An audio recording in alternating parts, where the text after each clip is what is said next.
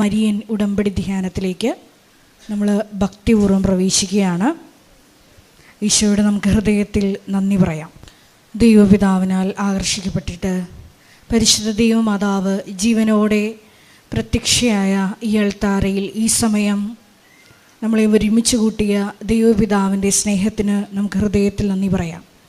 2004 December 7-ാം തീയതി ഉച്ചകഴിഞ്ഞ് 2:30 ഇതുപോലൊരു ആരാധന മധ്യയാണ് ദൈവമാതാവ് സമയഘടികാരം നെഞ്ചിൽ ചാർത്തി ഈ അൾത്താരയിൽ പ്രത്യക്ഷയായിക്കൊണ്ട് ദുരന്തം ഉണ്ടാകുവാൻ പോകുന്നു, പ്രാർത്ഥിക്കണമെന്ന വലിയ ദൈവിക സന്ദേശം കൈമാറിയത്.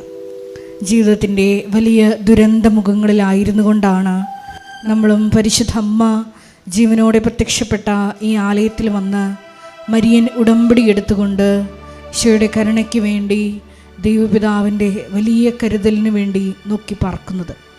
ഈ ധ്യാനം നയിക്കുവാൻ പോകുന്ന കൃപാസനത്തിൻ്റെ സ്ഥാപക ഡയറക്ടറായ ബഹുമാനപ്പെട്ട VP ജോസഫ് അച്ഛനെ ദൈവപിതാവിൻ്റെ കരങ്ങളിൽ സമർപ്പിച്ച് നമുക്കൊരു നിമിഷം പ്രാർത്ഥിക്കാം.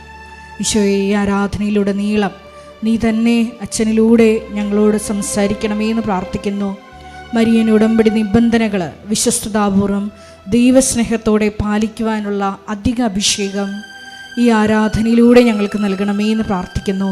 മരിയൻ ഉടമ്പടിയിൽ വന്നുപോയിട്ടുള്ള എല്ലാ പാകപ്പിഴകളും പരിഹരിക്കുവാൻ ഈശോയെ അധിക ബലം ഈ ആരാധനയിലൂടെ ഞങ്ങൾക്ക് നൽകണമേ എന്ന് പ്രത്യേകമായിട്ട് പ്രാർത്ഥിക്കുന്നു.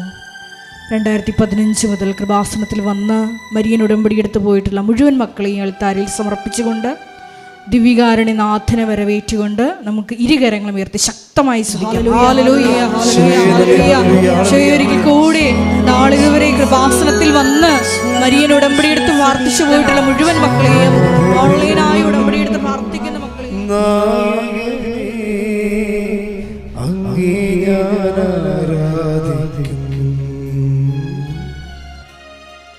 അഭിഷേകത്തെ തരുന്നവനെ അങ്ങേ ഞാൻ ആരാധിക്കും. ആരാധനയിൽ നായകനേ അങ്ങേ ഞാൻ പരിശുദ്ധ പരമ ദിവ്യ കാരുണ്യത്തിന് നേരവും ആരാധനയും സ്തുതിയും പുകഴ്ചയും ഉണ്ടായിരിക്കട്ടെ. പരിശുദ്ധ പരമ ദിവ്യ കാരുണ്യത്തിന് ആരാധനയും സ്തുതിയും പുകഴ്ചയും ഉണ്ടായിരിക്കട്ടെ. പരിശുദ്ധ പരമ ദിവ്യ കാരുണ്യത്തിന് നേരവും ആരാധനയും സ്തുതിയും പുകഴ്ചയും ഉണ്ടായിരിക്കട്ടെ.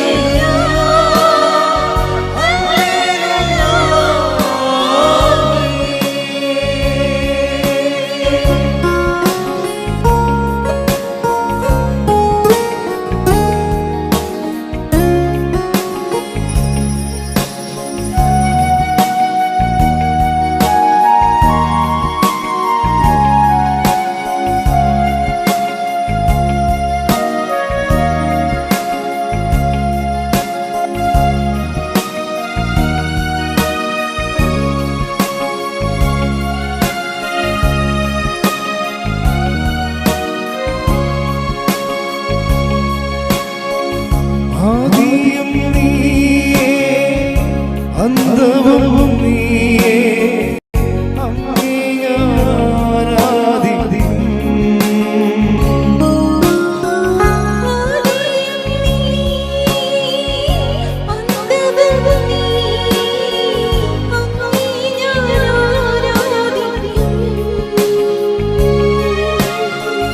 വഴിയും നീയേ, സത്യവും നീയേ, അങ്ങേ ഞാൻ ആരാധിക്കും.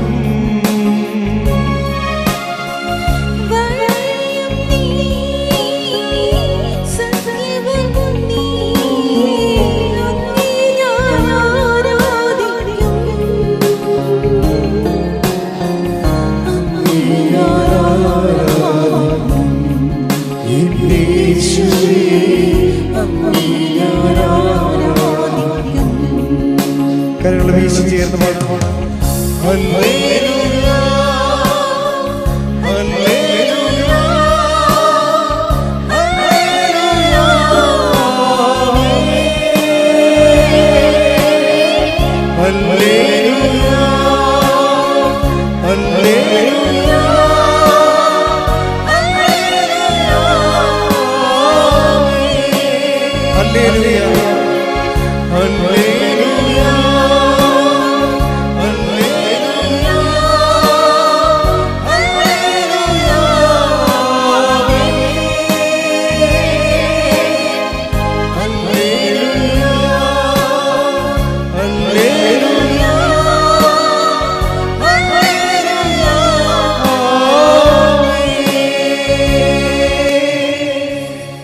പരിശുദ്ധ പരമദിവ്യകാരുണ്യത്തിന് ആരാധനയും സ്തുതിയും പുകഴ്ചയും ഉണ്ടായിരിക്കട്ടെ. പരിശുദ്ധ പരമദിവ്യകാരുണ്യത്തിന് ആരാധനയും സ്തുതിയും പുകഴ്ചയും ഉണ്ടായിരിക്കട്ടെ.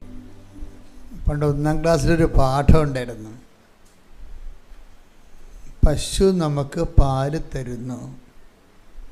ഓർക്കുന്നുണ്ടാവല്ലേ? ഞാൻ നിങ്ങളോട് ചോദിക്കണ, ധ്യാനം നമുക്ക് എന്താണ് തരുന്നത്? നിങ്ങൾക്ക് പല ഉത്തരവുണ്ട്. നമുക്ക് യേശുവിനെ കുറിച്ചുള്ള അറിവ് നൽകുന്നു, രോഗസൗഖ്യം നൽകുന്നു, ആത്മശക്തി നൽകുന്നു. അങ്ങനെ പറയാമെങ്കിലും ധ്യാനത്തിൽ നമ്മൾ പ്രതീക്ഷിക്കേണ്ടത് ആധ്യാത്മിക പ്രബുദ്ധതയാണ്. ഈ പ്രബുദ്ധത കിട്ടിയില്ലെങ്കിലുള്ള കുഴപ്പമെന്ന് വെച്ച് കഴിഞ്ഞാൽ, ഈ ക്ലൈമറ്റ് മാറുന്നതനുസരിച്ച് കൊണ്ട് ജീവിതത്തിലെ ക്ലൈമറ്റുകൾ മാറുകയെ, കാലാവസ്ഥകൾ ജീവിതത്തിൽ ഇപ്പം പുറത്ത് നമുക്ക് കാലാവസ്ഥ ഉള്ളതുപോലെ തന്നെ ജീവിതത്തിലും ഈ ദൈവാനുഭവത്തിലും വ്യത്യസ്തങ്ങളായ കാലാവസ്ഥകൾ വരും. ദൈവാനുഭവത്തിലും വ്യത്യസ്തങ്ങളായ കാലാവസ്ഥകൾ വരും. അപ്പോൾ കാലാവസ്ഥകൾ മാറുന്നതനുസരിച്ചുകൊണ്ട് ആൾക്കാർക്ക് എന്നാ സംഭവിക്കുമെന്നറിയാവോ? പ്രബുദ്ധത ഇല്ലെങ്കിൽ, ആധ്യാത്മിക പ്രബുദ്ധത ഇല്ലെങ്കിൽ ഈ ജീവിത കാലാവസ്ഥകൾ മാറുമ്പോൾ വിശ്വാസം തണുത്ത് പോകും. വിശ്വാസത്തിന് അങ്ങനെ ഒരു കുഴപ്പമുണ്ട്. വിശ്വാസത്തിന് ഇതുപോലെ തന്നെ മഞ്ഞുമുണ്ട്, അതുപോലെ തന്നെ വേനലുമുണ്ട്. വേനലിൽ വിശ്വാസം ചൂടാകും, അപ്പോൾ അല്ലെങ്കിൽ വിശ്വാസം തണുത്ത് പോകും. മരവിച്ച വിശ്വാസം എന്ന് പറയും. അതിൻ്റെ കാരണം പ്രബുദ്ധതയില്ലാത്തത് കൊണ്ടാണ്. ആധ്യാത്മിക പ്രബുദ്ധതയില്ലെങ്കിൽ ആൻറ്റി ക്ലൈമറ്റ്സ്, എതിർ കാലാവസ്ഥ വരുമ്പോൾ വിശ്വാസം തണുത്ത് പോകും. അങ്ങനെ തണുത്ത വിശ്വാസം, അങ്ങനെ ഒരു ബൈബിളിൽ ഒരു വാക്കുണ്ടെങ്കിൽ എടുത്തിയത് ശ്രുതികട ഹല്ലേലൂയ. മത്തായി 24:12. മത്തായി 24:12. അധർമ്മം വർദ്ധിക്കുന്നതിനാൽ പലരുടെയും സ്നേഹം തണുത്തുപോകും. അപ്പോൾ സ്നേഹം, വിശ്വാസം, പ്രത്യാശ ഒരു ജനറയിലുള്ള ആൾക്കാരാണ്. ആധ്യാത്മിക ജീവിതത്തിൽ ദൈവാനുഭവത്തിൻ്റെ അപ്ഡേഷൻസ് വരണത് ഒരു വ്യക്തിക്ക് ആദ്യം വിശ്വാസം വരും. വിശ്വാസം കഴിഞ്ഞിട്ട് ആ വിശ്വാസം അത് മച്ചുറായി കഴിയുമ്പോൾ വിശ്വാസത്തിൻ്റെ ഫലമാണ് ഈ പ്രത്യാശ എന്ന് പറയുന്നത്. പ്രത്യാശ, ചില വിഷയങ്ങൾ പ്രത്യാശയ്ക്കും അപ്പുറത്ത് വരും. പ്രത്യാശ കൊണ്ട് ആശ്വാസം ലഭിക്കാത്ത സമയമുണ്ട്. അതെന്ന് വെച്ചാൽ ഒരു മകൻ കപ്പലിൽ പോയി, പിന്നെ അവൻ എന്തൊക്കെ കാര്യങ്ങൾ ചെയ്തതിനിടയ്ക്ക് സമയത്ത് അവനെക്കുറിച്ച് പിന്നീട് ഭാര്യയ്ക്ക് ആ ഭർത്താവിനെക്കുറിച്ച് പിന്നീട് കമ്പനിക്കാർ ഒരു അറിവും പറയണില്ല. അപ്പം അങ്ങനെ ഒരു 10-20 കൊല്ലം മുമ്പ് അങ്ങനെ എനിക്കൊരു അനുഭവം ഉണ്ടായി. ഒരു ഭാര്യ വന്ന് സങ്കടത്തോടെ പറയും, ഭർത്താവിനെ കപ്പലിൽ നിന്ന് മിസ്സായെന്ന് അവർ പറയുന്നു, എനിക്കൊരറിവും കിട്ടണില്ല, കമ്പനിക്കാരോട് വിളിക്കുമ്പോൾ അവരും ആയിട്ടൊന്നും പറയണില്ല എന്ന് പറയും. അപ്പോഴവിടെ എവിടെയെങ്കിലും ഉണ്ടാകും, അല്ലെങ്കിൽ ഇറങ്ങി നിൽക്കുകയായിരിക്കും, എന്നെ വിളിക്കുമായിരിക്കും. അപ്പം ഞാനങ്ങനെ വെയിറ്റ് ചെയ്ത് ഇപ്പം 10-51 ദിവസമായിട്ടും കപ്പൽ കരയിൽ വന്നിട്ടും ഇപ്പോഴും ഒരറിവില്ല എന്ന് പറയും. അപ്പോൾ പ്രത്യാശയും പോയി. ഞാൻ അദ്ദേഹത്തിൻ്റെ അടക്കത്തിന് പോയായിരുന്നു, ആദ്യമായിട്ട് അങ്ങനെ ഒരു അടക്കം ചെയ്യണത്. എന്താ നമുക്ക് കൈ കിട്ടിയിരിക്കുന്നത്? ഒരു കുട്ടിക്കൂറ പൗഡറിൻ്റെ അത്രയുള്ള അതിൻ്റെ അടപ്പില്ലേ, അടപ്പിൻ്റെ അകത്ത് കൊള്ളാണ്ട് ചാരമാണ് നമുക്ക് കിട്ടണത്. അത്രേ ഉള്ളൂ. അവരത് ക്രിമേറ്റ് ചെയ്തിട്ട് ചാരം നമുക്ക് അയച്ചു തരും. എന്നിട്ട് ആ ചാരം എടുത്തിട്ടുണ്ടെങ്കിൽ നമ്മൾ ഈ സ്റ്റോൾ വിട്ട് 10,000 ആൾക്കാരോട് ഞങ്ങൾ അടക്കാൻ പോയത്. അപ്പോഴാ വൈഫ് പക്ഷേ ഞാനോർത്ത് ഇവർ തകർന്ന് തരിപ്പ്. കാരണം 3 കുഞ്ഞുങ്ങളാണ് ഉള്ളത്. അവർ കഴിഞ്ഞ മാസം ഇവിടെ വന്നിട്ടുണ്ടായിരുന്നു, എത്രയോ വർഷങ്ങൾക്ക് ശേഷം. അപ്പോൾ ഞാൻ കുഞ്ഞുങ്ങളൊക്കെ എവിടെയൊക്കെ എത്തി എന്നൊക്കെ എല്ലാം ചോദിച്ചു. ഈ തിരക്കിനാണെങ്കിൽ അവരെ കണ്ടപ്പോൾ അവരോടെല്ലാം ചോദിച്ചു. ആ ഒരു കാലഘട്ടം കഴിഞ്ഞു. അവർ അതിജീവിച്ചതിനാണ്. ഈ പ്രത്യാശയും പോകുമ്പോൾ പിന്നെ ഉള്ളത് സ്നേഹം മാത്രമേ ഉള്ളൂ. ആരിലുള്ള സ്നേഹം? ദൈവത്തിലുള്ള സ്നേഹം. വിശ്വാസം നമുക്ക് എന്ത് തരുന്നു എന്ന് നിങ്ങൾ എന്നോട് ചോദിച്ചാൽ ഞാൻ നിങ്ങളോട് പറയും, വിശ്വാസം നമുക്ക് ദൈവസ്നേഹം തരുന്നു എന്ന് പറയും. വിശ്വാസം നമുക്ക് എന്ത് തരുന്നു എന്ന് ചോദിച്ചാൽ വിശ്വാസം നമുക്ക് ദൈവസ്നേഹം തരുന്നു. കാര്യം വിശ്വാസം മൂത്ത് അതിൻ്റെ ഫലം നമ്മുടെ ആത്മാവ് അനുഭവിക്കുന്നത് ഇപ്പം നമ്മൾക്കുണ്ടെന്ന് പറയുന്ന വിശ്വാസം ഈ അനുഗ്രഹത്തിൻ്റെ ലെവലിലുള്ള ഒരു 4ാം ക്ലാസ് വിശ്വാസമാണ്. പല ആൾക്കാർക്ക് ഞാനെപ്പോഴും ആൾക്കാരെ ട്രീറ്റ് ചെയ്യണത് 4ാം ക്ലാസ് വിശ്വാസത്തിൽ അവർ ആ വയസ്സിൽ തന്നെ അവർ 50-60 വയസ്സൊക്കെ ആണെങ്കിൽ ഞാൻ അവരെ ക്യാൻസൽ ചെയ്യും. Why should I waste my time ഒരു വർക്ക് വിത്ത് ദം. അപ്പം നിങ്ങളവർക്ക് എന്തിനാണെങ്കിൽ വലിയമ്മമാരോട് ഇങ്ങനെ ചൂടാകണമെന്ന്? അതല്ല പ്രശ്നം. അവർ 70 വയസ്സായിട്ട് 4ാം ക്ലാസ്സിലെ വിശ്വാസത്തിലാണ് ഇപ്പോഴും ജീവിക്കുന്നത്. എന്നെപ്പോലെ ഒരാൾ എന്തിനാണ് എൻ്റെ അമൂല്യമായ സമയം അവർക്ക് ഇൻവെസ്റ്റ് ചെയ്യണത്? അവരിന്നെ വളരത്തില്ല. അവരിങ്ങനെ ഓരോരോ കുഞ്ഞു കുഞ്ഞു കാര്യങ്ങൾക്ക് ദൈവത്തിൻ്റെ ഇങ്ങനെ നിലയം വിളിച്ച് നടക്കുമെന്നല്ലാതെ അവർ പണ്ട് പോലെ ഇതിൻ്റെ ഒരു പരിപാടി ഇന്ന് വരെ അവർ വിശ്വാസത്തിൽ നിന്ന് പ്രത്യാശയിലേക്കോ പ്രത്യാശയും ദൈവസ്നേഹത്തിലേക്കോ അവർ ആത്മാവിൽ കനം വെച്ചിട്ടില്ല. അപ്പോൾ ഒരു പഠിക്കാത്തൊരു കുട്ടികളെ പിന്നെ നമ്മൾ പഠിപ്പിച്ച് തല തുരന്ന് കുത്തിക്കയറ്റിയിട്ട് വല്ല കാര്യമുണ്ട്? പഠിക്കാത്തവരെ വരെ തൊഴിലെടുത്ത് ജീവിക്കാൻ വേണ്ടി വിടും. അത്രയേ ഉള്ളൂ. പഠിക്കാത്തവരെ നമ്മൾ എന്ത് ചെയ്യും? തൊഴിലെടുത്ത് ജീവിക്കാൻ വിടും. വേസ്റ്റ് അവരെ പഠിപ്പിച്ച് നമ്മൾ സമയം കളഞ്ഞ് കാശ് മുടക്കി വേസ്റ്റ് ചെയ്യത്തില്ല. അവരെ പരിഗണിക്കത്തില്ലെന്നല്ല, അവർക്ക് ഈ കൈവയ്പ്പ് പ്രാർത്ഥനയും എന്തെങ്കിലും അനുഗ്രഹങ്ങളൊക്കെ കിട്ടി അവർ ജീവിക്കും. അത് പക്ഷേ ഒരു പ്രശ്നം വെച്ച് കഴിഞ്ഞാൽ ഒരു കാലഘട്ടം കഴിയുമ്പോൾ ദൈവം നമുക്കറിയാമല്ലോ, എപ്പോഴും നിങ്ങൾ അച്ഛൻ്റെ ധ്യാനത്തിൽ എപ്പോഴും നിങ്ങൾ ശ്രദ്ധിക്കണ ഒരു കാര്യം, ഈ ധ്യാനം എവിടെയാണ് എപ്പോഴും ചെന്ന് അവസാനിപ്പിക്കണത്? ഞാൻ അവസാനിപ്പിക്കണത്, ഞാൻ 2 പ്രാവശ്യം മാതാവിനെ നേരിട്ട് കണ്ട ആളാണെന്ന് എപ്പോഴും പറയും. അത് വീമ്പാക്കി പറയണ അല്ലത്. ഞാനത് പറയണതിൻ്റെ കാരണം നിങ്ങൾ പല ആൾക്കാരും ദൈവത്തെ കാണാൻ വേണ്ടിയല്ല ഈ വെളുപ്പിനെ കഷ്ടപ്പെട്ട് വരുന്നത്. മനസ്സിലായില്ലേ? വെളുപ്പിനെ ഇത്രയും കഷ്ടപ്പെട്ട് വരുന്നത് എന്തിനാണ്? ഓരോരുത്തരും ഒന്നെങ്കിൽ വീട് വെക്കാൻ, ജപ്തി മാറാൻ, അല്ലെങ്കിൽ വഴിയിലേക്ക് വഴി കിട്ടാൻ, അല്ലെങ്കിൽ മലയിലേക്ക് കിണർ കുത്തി ആൾക്കാർക്ക് വെള്ളം കിട്ടണില്ല, വെള്ളം കിട്ടാൻ വേണ്ടിയാണ് വരുന്നത്. പക്ഷെ ഞാനത് പ്രൈമറി ആയിട്ട് അഡ്രസ്സ് ചെയ്യും. പ്രൈമറി ആയിട്ട് ഉടമ്പടിയിൽ നടന്നില്ലെങ്കിൽ പിന്നെ ഒരുപാട് നടക്കത്തില്ല. പക്ഷേ എൻ്റെ ഒരു പ്രശ്നം എന്താണ്? അത് ഈ ആൾക്കാർ ഇപ്പം മലയിൽ വെള്ളം 500 അടി കുഴൽ കുത്തി 1,85,000 രൂപ മുടക്കി ഇതുവരെക്കും വെള്ളം വന്നില്ലച്ചാ ഇത് വിൽക്കണോ അതോ വിറ്റാൽ ആരെങ്കിലും എടുക്കുമോ, ഞങ്ങൾ എവിടെ പോകും എന്ന് ചോദിക്കുന്നൊരു ചോദ്യമില്ലേ? ആ ചോദ്യത്തിന് അഡ്രസ്സ് ചെയ്യും. പക്ഷേ ഉള്ള പ്രശ്നം വെച്ച് കഴിഞ്ഞാൽ അത് ചോദിച്ചുകൊണ്ട് അഡ്രസ്സ് ചെയ്യുമ്പോൾ നിങ്ങൾ ഓക്കെ ആവും. ആ കിണറ്റിൽ വെള്ളം വരുമ്പോൾ നിങ്ങൾ ഓക്കെ ആവും. നിങ്ങൾ സാക്ഷ്യവും പറയും, യേശുവെ സ്വസ്ത്രം, യേശുവെ നന്ദി, വിൽക്കാൻ പോകരുത്, 2 പെമ്മക്കളായിരുന്നു, കുടിയൊഴിഞ്ഞ് പോകുന്നു വിചാരിച്ച്, അല്ല മാതാവ് ഞങ്ങൾ അവിടെ തന്നെ പിടിച്ച് നിർത്തി, അതിനകത്ത് വെള്ളം വന്നിട്ടുണ്ട്, ഇനി അവിടെ ജീവിക്കാൻ പോവുകയാണ്, യേശുവെ സ്വസ്ത്രം, യേശുവെ നന്ദി നിങ്ങൾ പറയും. അപ്പോൾ നിങ്ങൾ ഓക്കെ ആവും. പക്ഷെ ഞാൻ ഓക്കെ ആകത്തില്ല. എന്താ കാര്യം? അടുത്ത കൊല്ലം നിങ്ങൾ വേറെ പ്രശ്നം പറഞ്ഞിട്ട് വരും. അതാണ് ഞാൻ ഓക്കെ ആകാത്തത്. ഇപ്പം ഇത് ഓക്കെയാണ്. പക്ഷേ അടുത്ത കൊല്ലം നിങ്ങൾ ഇതിനേക്കാൾ ഗുരുതരമായ വേറെ പ്രശ്നവും പറഞ്ഞുകൊണ്ട് വരും. അതിനും ഒരു സമാധാനം ഉണ്ടാകും. അപ്പോഴും നിങ്ങൾ സ്വസ്ത്രം പറയും, സ്തുതിപ്പും ആരാധനയും നടക്കും, സാക്ഷ്യവും പറയും. അപ്പോഴും നിങ്ങൾ ഓക്കെ ആകും. അപ്പോൾ ദൈവം ഓക്കെ ആകത്തില്ല. എന്താ കാര്യം? 90ാമത്തെ വയസ്സിൽ ഒരു സാധനം പറഞ്ഞുകൊണ്ട് ഇവർ വരും. ഇങ്ങനെ വിഷയങ്ങൾ ഇങ്ങനെ അടിക്കടി കിട്ടിക്കൊണ്ടേയിരിക്കും.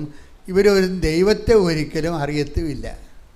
അതാണ് പ്രബുദ്ധതയെന്ന് ഞാൻ ആദ്യമേ പറഞ്ഞത്. ആധ്യാത്മിക പ്രബുദ്ധതയെന്ന് പറയണത് എന്തെങ്കിലും അനുഗ്രഹങ്ങൾ അതാത് കാലത്ത് ആവശ്യത്തിന് വേണ്ടി ദൈവത്തിൽ നിന്ന് നമ്മൾ പ്രാർത്ഥിച്ച് വാങ്ങിക്കുന്നതിനേക്കാൾ ഉപരി ഈ ജീവിതത്തെ തന്നെ നമ്മൾ കീഴടക്കണം. ദൈവത്തിൽ, ഈ ജീവിതത്തിൽ ദൈവത്തിന്. അപ്പോൾ നമ്മൾ എന്ത് വിഷയം ഉണ്ടായാലും എല്ലാത്തിനേക്കാൾ ഉപരി ദൈവത്തിന് നമ്മുടെ ആവശ്യങ്ങളുടെ പ്രഥമ ആവശ്യം ദൈവമായിട്ട് വരണം. അപ്പോഴാണ് ഈ ആധ്യാത്മിക പ്രബുദ്ധത വരണത്. പ്രഥമ ആവശ്യം ദൈവം. ഇപ്പോൾ കഴിഞ്ഞ ദിവസമേ ഒരു സർക്കിൾ ഇൻസ്പെക്ടർ അദ്ദേഹത്തിൻ്റെ ഭാര്യയും കൂടി ഒരു സാക്ഷ്യം പറഞ്ഞു. അപ്പോൾ ഞാൻ ഇല്ലായിരുന്നു ആൾക്കാരെ.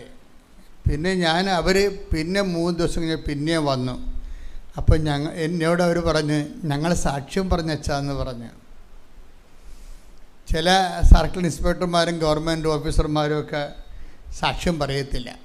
എന്താണ്, അവരുടെ പ്രൊഫഷനിൽ ചെല്ലുമ്പോൾ അവർ മറ്റുള്ളവർ ഓഫീസർമാർ ചോദിക്കും, നീ പള്ളികളിൽ നിരങ്ങാൻ തുടങ്ങിയല്ലേ എന്ന് ചോദിക്കും. അത് കാരണം അത് പേടിച്ചിട്ട് ഈ ഓഫീസർമാരും ചില ഡോക്ടർമാരും ഒന്നും സാക്ഷ്യം പറയത്തില്ല. അത് ദൈവത്തെക്കാൾ ഉപരി അവരുടെ ഓഫീസിലുള്ള ആൾക്കാരെ പേടിക്കുക.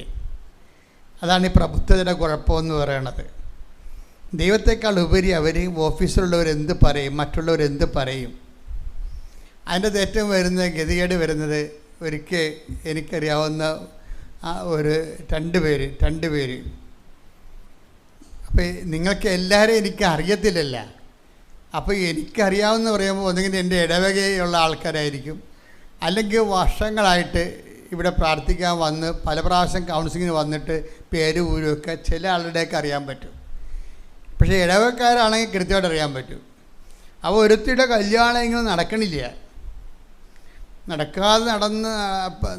നടക്കാതെ കുറേ വർഷങ്ങളായിട്ട്. പക്ഷേ അവളും ബ്യൂട്ടിഫുൾ ആൾ, അത്യാവശ്യം ജീവിക്കാനുള്ള മാർഗമുണ്ട്. പക്ഷെ കല്യാണം നടക്കണില്ല. കല്യാണം നടക്കാതെ വന്നപ്പോൾ അവർ വന്ന് ഉടമ്പടി എടുത്ത്. ഇപ്പോൾ ഉടമ്പടി തുടങ്ങി വരുന്നതേ ഉള്ളൂ, 2017 എന്തോ ആണ് ഉടമ്പടി എടുത്ത് കഴിഞ്ഞ് ഒരു 6 മാസം കഴിഞ്ഞപ്പോൾ തന്നെ ഇവിടെ കല്യാണം നടന്നത്. പിന്നെ അവരിവിടെ കണ്ടിട്ടില്ല, അവിടെ മുഖം കണ്ടിട്ടില്ല. ഇവിടെ ഒരു ദിവസം ജനങ്ങളുടെ കൂട്ടത്തിൽ വെച്ച് ഞാൻ ഒരിക്കൽ ഇവരെ അറിയാമല്ലോ, ഞാൻ ഈ ചേച്ചിയെ കണ്ടു. ചേച്ചിയുടെ മോളുടെ കല്യാണം വരുന്നത്. ഞാൻ ചേച്ചി കല്യാണമൊക്കെ നടന്നല്ലേ, എന്താണ് സാക്ഷിയൊക്കെ പറയാറുന്നതെന്ന് ചോദിച്ചു. പറയണം വെച്ചാന്ന് പറഞ്ഞ് അവർ ന്യൂട്രായിട്ട് എൻ്റെ ഇടയ്ക്ക് നിന്ന് രക്ഷപ്പെട്ടതാണ്. അവർ പറയാൻ ഉദ്ദേശിക്കുന്നില്ലായിരുന്നു. കഴിഞ്ഞ ദിവസം എന്നിട്ട് എന്താ പ്രശ്നം വെച്ച് കഴിഞ്ഞാൽ അവരെന്താ കാര്യം കണ്ടു കഴിയുമ്പോൾ ഇവരുടെ യഥാർത്ഥ ഫേസാണ് പിന്നെ വരണത്. ഇപ്പം നിങ്ങൾ കാണിക്കണ ഫേസല്ലേ, ഇപ്പം ചുമ്മാ കള്ളത്തരമാണ് കാണിക്കണേ. നിങ്ങൾക്ക് കാര്യം കണ്ടു കഴിയുമ്പോൾ നിങ്ങളുടെ യഥാർത്ഥ രൂപം കാണും. പക്ഷെ ദൈവത്തിനത് നേരത്തെ അറിയാം. അതാണ് ഈ കുഴപ്പം വരണത്. പിന്നെ ഞങ്ങളെപ്പോലുള്ളവരുടെ മധ്യസ്ഥ പ്രാർത്ഥന കൊണ്ട് നിങ്ങൾ രക്ഷപ്പെടുന്നതാണ്. നിങ്ങൾ കാര്യം കണ്ടു കഴിയുമ്പോൾ നിങ്ങളുടെ യഥാർത്ഥ മുഖം വരും. എന്താണ്, അയ്യോ ഇപ്പോൾ സാക്ഷ്യം പറഞ്ഞു കഴിഞ്ഞാൽ ചെറുക്കൻ്റെ വീട്ടുകാരറിയത്തില്ലയോ, ഇങ്ങനെ കല്യാണം കഴിക്കാതെ നിൽക്കരുതെന്ന് അറിയത്തില്ലേ. പറഞ്ഞു കഴിഞ്ഞാൽ എന്താ പ്രശ്നം? അത് ഇവർക്ക് കുറച്ചിലാണ്. ദൈവത്തെ അവരുടെ പ്രയാസമയത്ത് അവർ പട്ടാങ്ങി വീണ് ഇവിടെ കിടന്ന് ഇവിടെ മറപ്പ് നടക്കിയിരുന്നു. പക്ഷേ കാര്യം കണ്ടു കഴിയുമ്പോൾ യഥാർത്ഥ ഫേസ് വരും. പുറത്ത് വരുമ്പോൾ പറയൂ, ഇപ്പം നമ്മൾ അറിഞ്ഞ് ഞങ്ങളാണ്ട് നിങ്ങൾക്കറിയാവില്ലേ, ഈ പല കല്യാണത്തിൻ്റെ അകത്ത് നിങ്ങൾക്ക് ഇല്ലാത്തതൊക്കെയാണ് നിങ്ങളുടെ പറയണത്. പല ഇടവക്കാരുമൊക്കെ വന്ന് എൻ്റെ ഇടവകയിലൊക്കെ വന്ന് വാടകയ്ക്ക് താമസിച്ചിട്ട് എൻ്റെ അടുത്ത് കല്യാണത്തിന് വരുമ്പോൾ മകളുടെ കല്യാണമെന്നൊക്കെ പറഞ്ഞ് വരും. ഞാൻ പറഞ്ഞ് നിങ്ങളുടെ പഴയ ചിട്ട കൊണ്ടുവരാൻ പറയും. കാരണം നിങ്ങളവിടെ വെട്ടിപ്പായി നടത്തിയിട്ട് പഴയ ഇടവകയിൽ നിന്ന് വന്ന് ഇവിടെ താമസിക്കുകയാണോ? എനിക്കാണെങ്കിൽ നേരിട്ട് നോക്കി സംസാരിക്കേണ്ട പരിപാടിയാണ് ഉള്ളത്. നിങ്ങൾ പഴയ ഇടവക വല്ല വെട്ടിപ്പോ നടത്തിയിട്ട് നിങ്ങളിവിടെ വന്ന് ഇപ്പോൾ തൽക്കാലം താമസിച്ചിട്ട് ഞങ്ങളുടെ കണ്ണിൽ പൊടി ഇട്ടിട്ട് നിങ്ങൾ കല്യാണം നടത്തിയിട്ട് പിന്നെ തിരിച്ചു പോകാൻ വേണ്ടിയുള്ള പരിപാടി വല്ലതുമാണ്. അതുകൊണ്ട് നിങ്ങൾ ഈ ഇടവക എടുക്കേണ്ട പ്രശ്നമൊന്നും ഇല്ലെന്ന് പറയും. കാര്യം അങ്ങനെ പോയി ഇടവക എടുക്കാൻ നമുക്ക് അനുവാദമില്ല.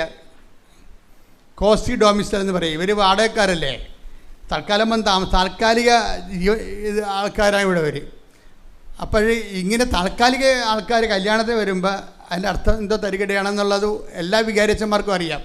ഒരിക്കലും അച്ഛന്മാർ പൊട്ടന്മാരാണെന്ന് വിചാരിക്കരുത്. നിങ്ങളോടത് അവർക്ക് മാന്യന്മാരായതുകൊണ്ട് നിങ്ങളുടെ തട്ടിപ്പ് അവർ നിങ്ങളോട് പറയത്തില്ല. എനിക്കത്ര വലിയ മാന്യത ഇല്ലാത്തതുകൊണ്ട് ഞാനുള്ളത് മുഖത്ത് നോക്കി പറയും. അതാണ് വിഷയം. പറയാൻ വിഷയമൊന്നുമില്ല. ഇത് കറക്റ്റായിരിക്കും കാര്യം. അത് പോട്ടെ, അത് വിഷയമല്ല. ഇത് നമ്മുടെ ഡബിൾ ഫേസ് ഉണ്ട് ആൾക്കാർക്ക്. Double face. ഈ ഡബിൾ ഫേസൊക്കെ നിങ്ങളിപ്പോൾ മനുഷ്യന്മാരുടെ ഇടയിൽ പ്രശ്നമില്ല. ദൈവത്തിരുസന്നിധി ഡബിൾ ഫേസ് ഉണ്ടെങ്കിൽ നിങ്ങളുടെ പല കാര്യങ്ങളും നല്ല പെൻഡിങ് വരും. പ്രൈവറ്റ് ലൈഫ് ഒരു രീതിയിൽ പോകും, ദൈവമായിട്ടുള്ള ജീവിതം ആ പ്രാർത്ഥനയും കാര്യമായിട്ട് മുന്നോട്ട് പോകും. ഇത് ടാലി ആകാത്ത കാരണം ഉടമ്പടി ബ്ലോക്ക് ചെയ്ത് നിൽക്കും. ഉടമ്പടി കുഴപ്പമല്ലത്, നിങ്ങൾ ഡബിൾ ഫേസ് കാണിച്ചിട്ടാണ്. നിങ്ങൾ ദൈവത്തിന് അറിയാം. ഇപ്പം ഞാൻ കഴിഞ്ഞ ദിവസം പറഞ്ഞു എന്ന് തോന്നുന്നത്, ഞാൻ ഫിലാഡൽഫിയ പോയി ധ്യാനിപ്പിച്ചപ്പോൾ ആ ധ്യാനം കഴിഞ്ഞപ്പോൾ ഒരു പാലക്കാരൻ ജോർജ് അച്ഛൻ്റെ പള്ളിയിലാണ് ധ്യാനിപ്പിക്കുന്നത്. അവിടെ ലാറ്റിനിൽ ഒരു അച്ഛൻ വന്നിട്ടുണ്ടായിരുന്നു, നമ്മുടെ ട്രിവാൻഡ്രം രൂപതയെന്ന്. ആ അച്ഛൻ എന്നോട് പറഞ്ഞു, അച്ഛാ എന്ത് നല്ല ധ്യാനമാണ് ഈ ഉടമ്പടി. ചിക്കാഗോയിൽ നിന്ന് അച്ഛൻ വന്നിട്ടുണ്ടായിരുന്നു. എന്തൊരു നല്ല ധ്യാനമാണിത്. ഞങ്ങളുടെ അപ്പം ചിക്കാഗോയിൽ ഞാൻ ധ്യാനം നടത്തിയിട്ടാണ് ഫിലാഡൽഫിയയിൽ വന്നത്. ഫിലാഡൽഫിയയിൽ അച്ഛൻ വന്ന് സഹായിച്ച്. അപ്പം അച്ഛൻ പറഞ്ഞ് ധ്യാനം കഴിഞ്ഞപ്പോൾ അച്ഛൻ പറഞ്ഞു, അച്ഛാ 2 ധ്യാനം കഴിഞ്ഞപ്പോഴായിരുന്നു പറഞ്ഞു, എന്തൊരു നല്ല തങ്കപ്പെട്ട ധ്യാനമായത്, എന്തൊരു അഭിഷേകമാണ് ആൾക്കാർക്ക്, എന്തൊരു മാറ്റമാണ്. പിന്നെ എൻ്റെ ഫോളോ അപ്പ് ഇതിൻ്റെ കൂടെ തന്നെ ഉണ്ടല്ലോ. അപ്പം ഞാൻ അച്ഛാ ചിന്തിച്ചത്, പുള്ളിക്കാരൻ പറയുന്നത്, ഞാൻ ചിന്തിച്ചത്, ദൈവമേ 10 സായിപ്പന്മാരാണ് ധ്യാനം കൂടി വെച്ചെങ്കിൽ ഉടമ്പടി ലക്ഷണം മാറിപ്പോയനോന്ന്. ഞാൻ എപ്പോഴും ഓർക്കും, ദൈവമേ 10 സായിപ്പ്, അങ്ങനെ അച്ഛൻ പറഞ്ഞതാണ് എന്നോട്, ദൈവമേ 10 സായിപ്പന്മാരെ വെള്ളക്കാരാണ് ഈ ധ്യാനം കൂടിയിരുന്നെങ്കിൽ, വെള്ളക്കാർ കൂടത്തില്ല, പക്ഷെ കൂടിപ്പോയാൽ പിന്നെ അതിൽ നിന്ന് മാറത്തില്ല അവർ. അതാ വിഷയം. അതാ അങ്ങനെ പറയണത്. 10 വെള്ളക്കാരാണ് ഈ ധ്യാനം കൂടിയിരുന്നെങ്കിൽ ഇപ്പം വിവരം പറഞ്ഞേനോ. എന്താ കാര്യം? ഉടമ്പടി പെർഫെക്റ്റ് ഫോർമുലയാണ്. ഉടമ്പടി പക്ക ബിബ്ലിക്കലാണ്. ഉടമ്പടിയിൽ പിതാവും പുത്രനും പരിശുദ്ധാത്മാവും മാതാവിൻ്റെ മധ്യസ്ഥം കൗദാശിക ജീവിതവും സുവിശേഷ സാക്ഷ്യവും ഉപവി പ്രവർത്തനങ്ങളും നിത്യത വരെയുള്ള എല്ലാ ആഹാരങ്ങളും കോമ്പാക്റ്റാണിത്. അപ്പോൾ ഈ ഇത്രയും നല്ല ഒരു ദൈവികമായ പദ്ധതി ആണ് ഈ മലയാളികളെ കൂടുന്നത്. മലയാളികൾക്കുള്ള പ്രശ്നം വെച്ച് കഴിഞ്ഞാൽ, മലയാളി നമ്മളെ തന്നെ നിങ്ങൾ അഭിമാനത്തോടെ പറയണ്ട, നമ്മളൊരു പകുതി ഫ്രോഡ് പാർട്ടിയാണ്. പക്ക കള്ളത്തരം കയ്യിലുള്ള ആൾക്കാരാണ്. എന്ന് വെച്ചാൽ തൽക്കാലത്തേക്ക് കാര്യം കാണുന്നവരെ തൽക്കാലമൊക്കെ ഒന്ന് പിടച്ചതിലേക്ക് അവിടെ നിൽക്കും. കാര്യം കണ്ടു കഴിഞ്ഞാൽ അപ്പം തന്നെ സ്കൂട്ടാവും. കൃപാസനത്തിൽ പോണതല്ല, ദൈവത്തിൽ നിന്ന് ഈ ആൾക്കാർ പതുക്കെ പോകും. ദൈവത്തിൽ നിന്ന് അത് ഫ്രോഡാണ് ശരിക്കും. എന്താ കൂടെ കുഴപ്പമെന്ന് വെച്ച് കഴിഞ്ഞാൽ, ഈ കാപഠ്യം ഉള്ളത് കാരണം ഈ ആൾ കാല് കുത്തുമ്പോൾ തന്നെ ദൈവത്തിന് അറിയാം കാപഠ്യമാണ് കയ്യിലിരിക്കുന്നത്, ചുമ്മാ കാര്യം കാണാൻ വേണ്ടിയുള്ള അഡ്ജസ്റ്റ്മെൻറ്റാണ്. കുറച്ച് കഴിയുമ്പോൾ ഇയാളെ പൊടി പോലും കാണത്തില്ലെന്ന്. അതുപോലെ തന്നെ ആ ചേടത്തിക്ക് സംഭവിച്ചു. ഞാൻ ചേടത്തിയെ കൈയോടെ പിടിച്ചതാണ്. ഞാൻ പറഞ്ഞ്, നിങ്ങളുടെ മകള് കെട്ടാതെ വീട്ടിൽ നിൽക്കരുന്ന് ഇല്ലേ, നിങ്ങളത് എളിമയോടെ അന്ന് മനസ്സിലാക്കിയിട്ട് ദൈവം നിങ്ങൾ അനുഗ്രഹിച്ചപ്പോൾ നിങ്ങൾ നന്ദി പറയണം ദൈവത്തോട്. പറയാ അച്ഛാന്ന് പറഞ്ഞ് ഒരു പാളിപ്പോയി അവിടുന്ന്. അവർ പറഞ്ഞില്ല. പിന്നെ ഒരു 3 കൊല്ലം കഴിഞ്ഞപ്പോൾ ഇവർ പഴയതുപോലെ തന്നെ, പണ്ട് ഇവർ വന്ന ആൾക്കാരുണ്ടല്ലോ, ഇവർ വന്ന് ആദ്യം കെട്ടാതെ നടന്ന കാലത്ത് ഇവർ വന്നത് അപ്പനും അമ്മയും ഈ മകളും പരിവാര സഹിതമാണ് നിലവിളിക്കാൻ വേണ്ടി വന്നത്. അവർ നിലവിട്ട് കാര്യം കണ്ടുപോയിട്ട് പിന്നെ സാക്ഷ്യം പറയാനോ ദൈവത്തോട് നന്ദി പറയാനോ ഇവർ വന്നില്ല. എന്നെക്കൊണ്ടും ദൈവം ഇവർ നേരത്തെ കാണിച്ച്, ഞാൻ നേരത്തെ ഇവരോട് നേരിട്ട് പറഞ്ഞിട്ട് പോലും അവരവിടുന്ന് കൂട്ടായി. അപ്പോൾ ഇവരുടെ പറ്റിപ്പാണെന്ന് ദൈവത്തിനും അറിയാം. പക്ഷേ എന്ത് ചെയ്യും, നിങ്ങൾ ഇങ്ങനെ ഞാൻ എപ്പോഴും നിങ്ങൾ പറയാം, എന്താണ് ഓന്തോടിയ വെയിൽ വരെ, അത്രേ ഓടാൻ പറ്റത്തുള്ളൂ. തൽക്കാലം കാര്യം കണ്ടു എന്ന് വിചാരിച്ചുകൊണ്ട് ദൈവത്തിൻ്റെ കണ്ണിൽ പൊടിയിട്ട് സ്കൂട്ടാകാമെന്ന് വിചാരിച്ചാൽ ഓടാൻ പറ്റത്തില്ല നമുക്ക്. പിന്നെ ഇവർ 3 കൊല്ലം കഴിഞ്ഞപ്പോൾ ഇതുപോലെ തന്നെ ഫാമിലി മൊത്തമായിട്ട് കണ്ണീരും കൈയുമായിട്ട് എൻ്റെ അടുത്ത് വന്നു. ഞാൻ പറഞ്ഞു, എന്ത് പറ്റി? ആ ചെറുക്കനെ കാണാനില്ലെന്ന്. ചെറുക്കനെ ഇന്നുവരെ കണ്ടിട്ടില്ല. അവൻ എവിടെ പോയെന്നറിയാൻ പാടില്ല. ആരോ പറഞ്ഞ് അവൻ എവിടെയോ ഇറങ്ങിയിട്ട് ആരാണ്ടിൻ്റെ കൂടെ പോയെന്ന്. നോക്കി പോട്ടെ, ഇതാണ് വിഷയം. ഇതുപോലെ അതായത് ദൈവത്തിന് ഏറ്റു പറയാൻ ചില ആൾക്കാർക്ക് കുറച്ചിലാണ്. കാര്യം കാണാൻ അവർക്ക് ഭയങ്കര താല്പര്യമാണ്. അവർ നിലവിളിച്ച കന്നും കാലയൊക്കെ കരഞ്ഞു കൂവി അവർ കാര്യം കാണും. പക്ഷെ കണ്ടു കഴിഞ്ഞാൽ അവർ ദൈവത്തെ മഹത്വപ്പെടുത്തുന്നത്. ദൈവത്തെ മഹത്വപ്പെടുത്തുന്നത് എന്തിനാ അവർ പറയണത്? അത് പോരായ്മയാണെന്നാ പറയണത്. അതാണ് ആ ബൈബിളിൽ ആ വാക്കുണ്ട്. ചില ആൾക്കാർക്ക് ദൈവത്തെ മഹത്വപ്പെടുത്തുന്ന പോരായ്മയായിട്ട് കരുതുന്നു. ആ വചനം എടുത്ത് എപ്പോഴും നമ്മൾ പറയണ വചനമാണത്. റോമ 1:28. റോമ 1:28. ദൈവത്തെ അംഗീകരിക്കുന്നത് ദൈവത്തെ അംഗീകരിക്കുന്നത് പോരായ്മയായി അവർ കരുതിയത് നിമിത്തം അധമവികാരത്തിനും അനുചിത പ്രവർത്തികൾക്കും ദൈവം അവരെ വിട്ടുകൊടുത്തു. ജോസഫിനെ വിട്ടുകൊടുത്തല്ലത്, സെൻട്രൽ ഗവൺമെൻറ് ചെയ്തിരിക്കുന്ന പരിപാടിയാണ്. അതിന് ജാമ്യം കിട്ടത്തില്ല. ഇനി സുപ്രീം കോടതി തീരുമാനിച്ചിരിക്കുന്നതാ. അത്തമ വികാരങ്ങൾക്ക് അനുചിത പ്രവർത്തികൾക്കും ദൈവം അവരെ വിട്ടുകൊടുത്തെന്ന്. ഈ നിത്യതയെക്കുറിച്ച് യാതൊരു ബോധവും ഇല്ലാത്തവരാണ് ദൈവത്തെ മഹത്വപ്പെടുത്താതെ നടക്കുന്നത്. അവരവരുടെ ജഡികമായിട്ടുള്ള കുടുംബത്തിൻ്റെ നിലനിൽപ്പൊക്കെ നോക്കും. അല്ലെങ്കിൽ വീട്ടിൽ വരുമ്പോൾ നിങ്ങൾ അവിടെ പോയി സാക്ഷ്യം പറഞ്ഞാൽ ഒക്കെ ഞങ്ങൾക്കത് കേടാണ് എന്ന് ആരെങ്കിലും ജഡിക സന്തതി ലോകസന്തതി പറഞ്ഞാൽ അവരെ പേടിച്ച്, ദൈവത്തെ പേടിക്കുന്നതിനേക്കാൾ അവർ നിങ്ങളുടെ കുടുംബത്തിലുള്ളവരെയും കൂട്ടക്കാരെയും തറവാട്ടുകാരെയും പേടിക്കും. കാര്യം തറവാട്ടുകാർ പറയണത് അവർ ഏതോ ഒരു വലിയ പുള്ളികളാണ് പൂർവികർ. അങ്ങനെ കുഞ്ഞുങ്ങളെല്ലാം രക്തം ഇങ്ങനെ പറഞ്ഞിട്ട് അവിടെ മഹിമ പറഞ്ഞിട്ട് ഇവരെ ഒരു പരുവാക്കി. ചില കുടുംബം കണ്ടിട്ടില്ലേ നിങ്ങളുണ്ടല്ലേ? പല കുടുംബങ്ങളും നോക്കിയാൽ മനസ്സിലാകും. തകർന്ന് തരിപ്പണമായി നാമാവിശേഷമായി ജീവിക്കാനും പൊറുക്കാനും ആരുമില്ലാതെ പട്ടിയും കയറി കിടക്കുന്ന കുടുംബം കണ്ടിട്ടില്ലേ? ഇവരെല്ലാം ഭയങ്കര തറവാട്ട് മഹിമ തലമുറകൾ തോറും പറഞ്ഞു കയറ്റി ദൈവത്തെക്കാൾ വലിയ ആഠ്യത്വം പറഞ്ഞ് വിളമ്പിയ പാരമ്പര്യക്കാരാണ്. പല പാരമ്പര്യക്കാരും ഇങ്ങനെ നിലം പരിശായി കിടക്കുന്നത് നിങ്ങൾ കാണുന്നില്ലേ കേരളത്തിൽ? അപ്പോഴെപ്പോഴും നമ്മൾ ഓർക്കേണ്ട വിഷയം ഇതാണ്: ദൈവത്തെ മറന്ന് ഒരു കാര്യവും നിങ്ങൾ ചെയ്യരുത്. ഈ സായിപ്പിനെ കാണുമ്പോൾ കവാത്ത മറക്കണ പോലെ ഒരു കാര്യവും നിങ്ങൾ കുടുംബമോ മഹിമയോ പാരമ്പര്യമോ അല്ലെങ്കിൽ അവരെന്ത് വിചാരിക്കും ഇവരെന്ത് വിചാരിക്കും നിങ്ങളുടെ ഓഫീസിലെന്ത് വിചാരിക്കും നിങ്ങളുടെ ബന്ധുക്കൾ എന്ത് വിചാരിക്കും ക്ലബ്ബുകാരെന്ത് വിചാരിക്കും നിങ്ങളെ കുറച്ച് കാണിക്കുമോ നിങ്ങളെ കുറച്ച് എഴുതി തള്ളുവോ എന്നൊക്കെ വിചാരിച്ചിട്ടാണ് നിങ്ങളെ പലരും ദൈവത്തെ ഏറ്റുപറയാത്തത്. പക്ഷെ ചില ആൾക്കാർ അതിൻ്റെ അപ്പുറത്ത് ദൈവത്തെ ഏറ്റുപറയണ കാണാം. ഇപ്പോൾ കഴിഞ്ഞ ദിവസങ്ങളിലുള്ള സാക്ഷ്യങ്ങൾ എനിക്ക് പുതിയ തലമുറയെ കണ്ടപ്പോൾ എനിക്ക് ഭയങ്കര ഇപ്പോൾ സഞ്ജു സാംസൺ ക്രിക്കറ്റിലെ, അതുപോലെ തന്നെ ശ്രീജ IFS. അപ്പോൾ അവരൊക്കെ എന്താ ചെയ്യണത് ശരിക്കും പറഞ്ഞാൽ?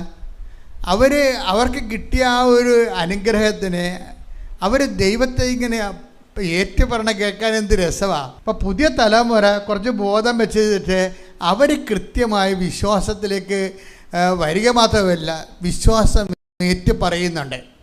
ഇപ്പോൾ ലോകോത്തരവുമായ ദേശീയ വിജയം കൈവരിക്കുമ്പോഴും അതിൽ ഒന്നാം സ്ഥാനം ദൈവത്തിന് കൊടുത്ത് സംസാരിക്കാൻ വേണ്ടി മാത്രം പുതിയ തലമുറ നട്ടലുള്ള തലമുറയാണ് വരണത്. ശ്രദ്ധിക്കട്ടെ. ഹല്ലേലൂയ ഹല്ലേലൂയ ഹല്ലേലൂയ യേശുവേ നന്ദി. ഹല്ലേലൂയ ഹല്ലേലൂയ ആരാധന പിതാവേ നന്ദി പിതാവേ മഹത്വം ഇവരുടെ മുമ്പിൽ ഏറ്റുപറയാനുള്ള വലിയ അഭിഷേകം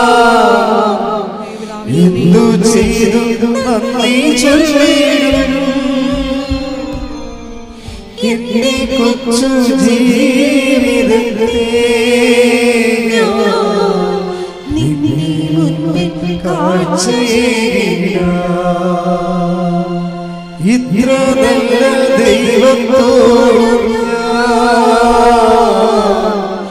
എന്തു ചെയ്തു നന്ദി ചൊല്ലിടുന്നു എന്റെ കൊച്ചു ജീവിതത്തെ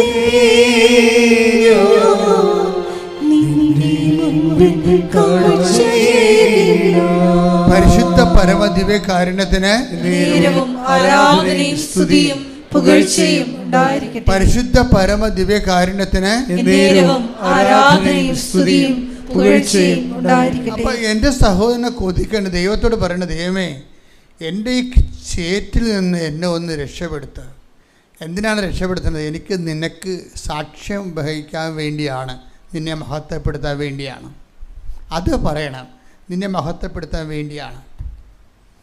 അപ്പം അങ്ങനെ എന്താ ഈ സാക്ഷ്യം ഞാൻ തുടങ്ങി വെച്ചതെന്ന് വെച്ചാൽ, അതായത് കഴിഞ്ഞ ദിവസം ഞാൻ പറഞ്ഞില്ലേ, 2 ഷാലു സംഗീത് 2 പേര് ഒരു സാക്ഷ്യം പറഞ്ഞു.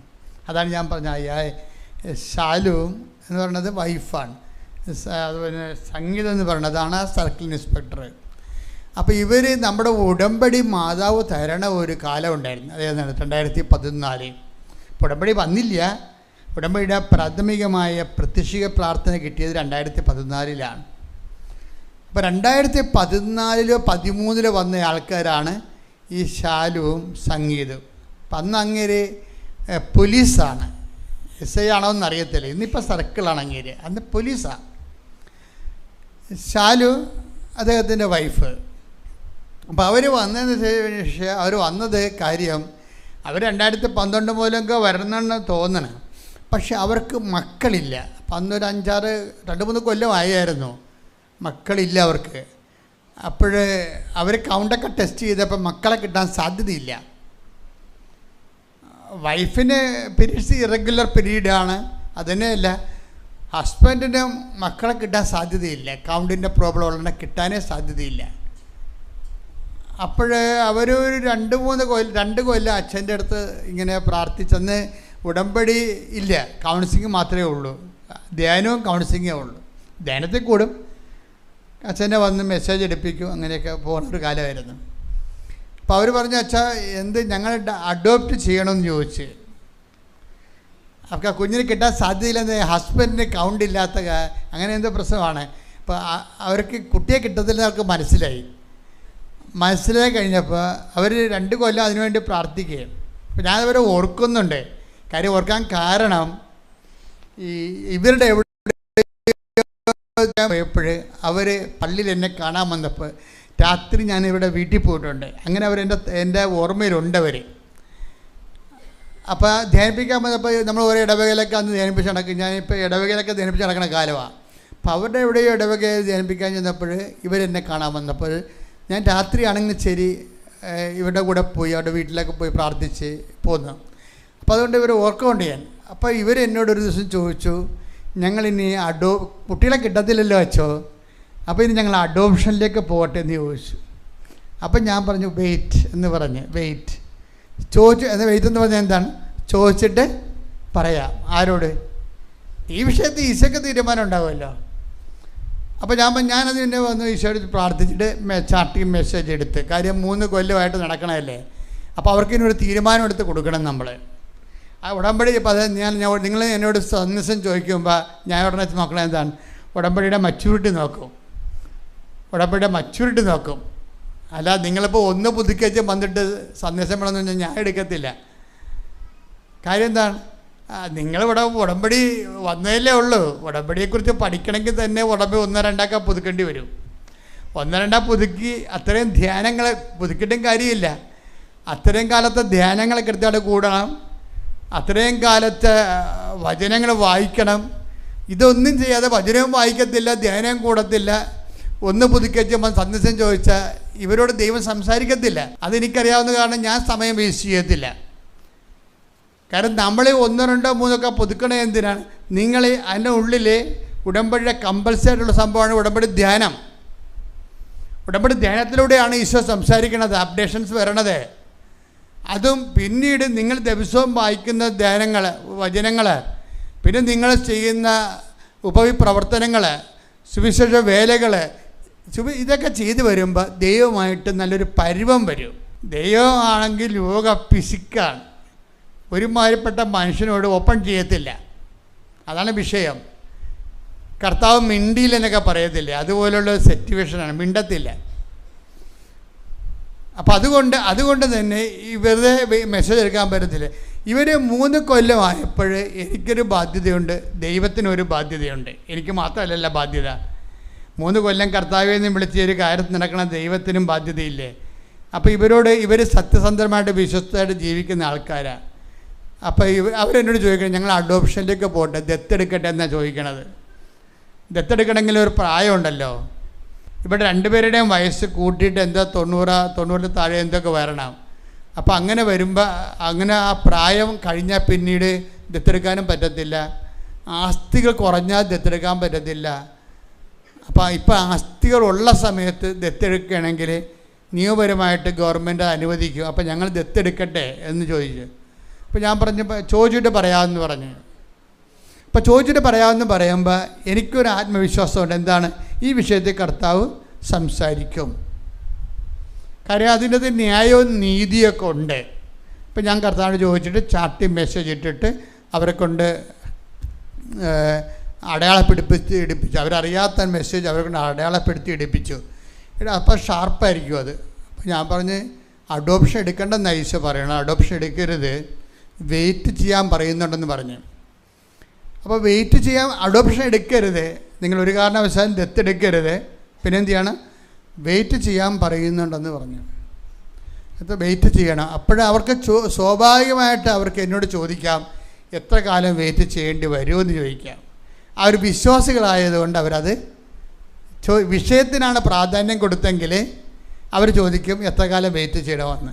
ആ ഒരു വിഷയത്തിനല്ല പ്രാധാന്യം കൊടുത്തത്, ദൈവത്തിനായതുകൊണ്ട് എത്ര കാലം വെയിറ്റ് ചെയ്യണമെന്ന് എന്നോട് ചോദിച്ചില്ല. അപ്പം നമുക്ക് ഈ ആൾക്കാരുടെ വർത്തമാനങ്ങൾ നമുക്കറിയാമല്ലോ. നമ്മൾ ഈ പറഞ്ഞുകൊണ്ട് പ്രാർത്ഥിച്ചെടുക്കുമ്പോൾ തന്നെ നിങ്ങൾ പറയുന്ന ലാംഗ്വേജ് എല്ലാം സ്കാൻ ചെയ്ത് പോകുകയെ. അതുകൊണ്ട് അതെന്താ സംഭവിക്കണമെന്നൊക്കെ നമുക്കറിയാം. എന്ത് അരൂപിയാണ് ഇവർ നയിക്കപ്പെടുന്നത്, ഇവരുടെ അരൂപിയുടെ ലെവൽ എന്താണെന്ന് അറിയാൻ പറ്റും. ഈ അരൂപിയുടെ ലെവൽ മോശമാണെങ്കിൽ ചിലപ്പോൾ അപ്പം തന്നെ ആളെ ക്യാൻസൽ ചെയ്യും. കാര്യം ഇവരോട് നമുക്ക് സംസാരിച്ചിട്ട് കാര്യം, ഒരു ജന്മം പാഴാകുമെന്നല്ല സംസാരിക്കുക. കാര്യം അവരുടെ അരൂപി മോശമാണ്. അതുകൊണ്ട് ഇവർ ചോദിക്കണത് എന്താണ്? എത്ര കാലം നിങ്ങൾ വെയിറ്റ് ചെയ്യണമെന്ന് ചോദിച്ചില്ല. എന്താ കാര്യം? കർത്താവാണ് സംസാരിക്കണമെന്ന് അവർക്കറിയാം. കർത്താവാണെങ്കിൽ എത്ര കാലം വെയിറ്റ് ചെയ്യാനും ഞങ്ങൾ തയ്യാറാണ്. അവർ കൊച്ചിനെയാണ് പ്രാധാന്യം കൊടുക്കണമെന്നുണ്ടെങ്കിൽ അവർ ചോദിക്കും എത്ര കാലം വെയിറ്റ് ചെയ്യണമെന്ന്. കാര്യം ഈശോയുടെ ഒരു ഡിസേൺമെൻ്റ് എന്ന് പറയണത് എപ്പോഴും ഈശോ നോക്കണത് വാട്ട് സ്പിരിറ്റ് ലീഡ്സ് യു.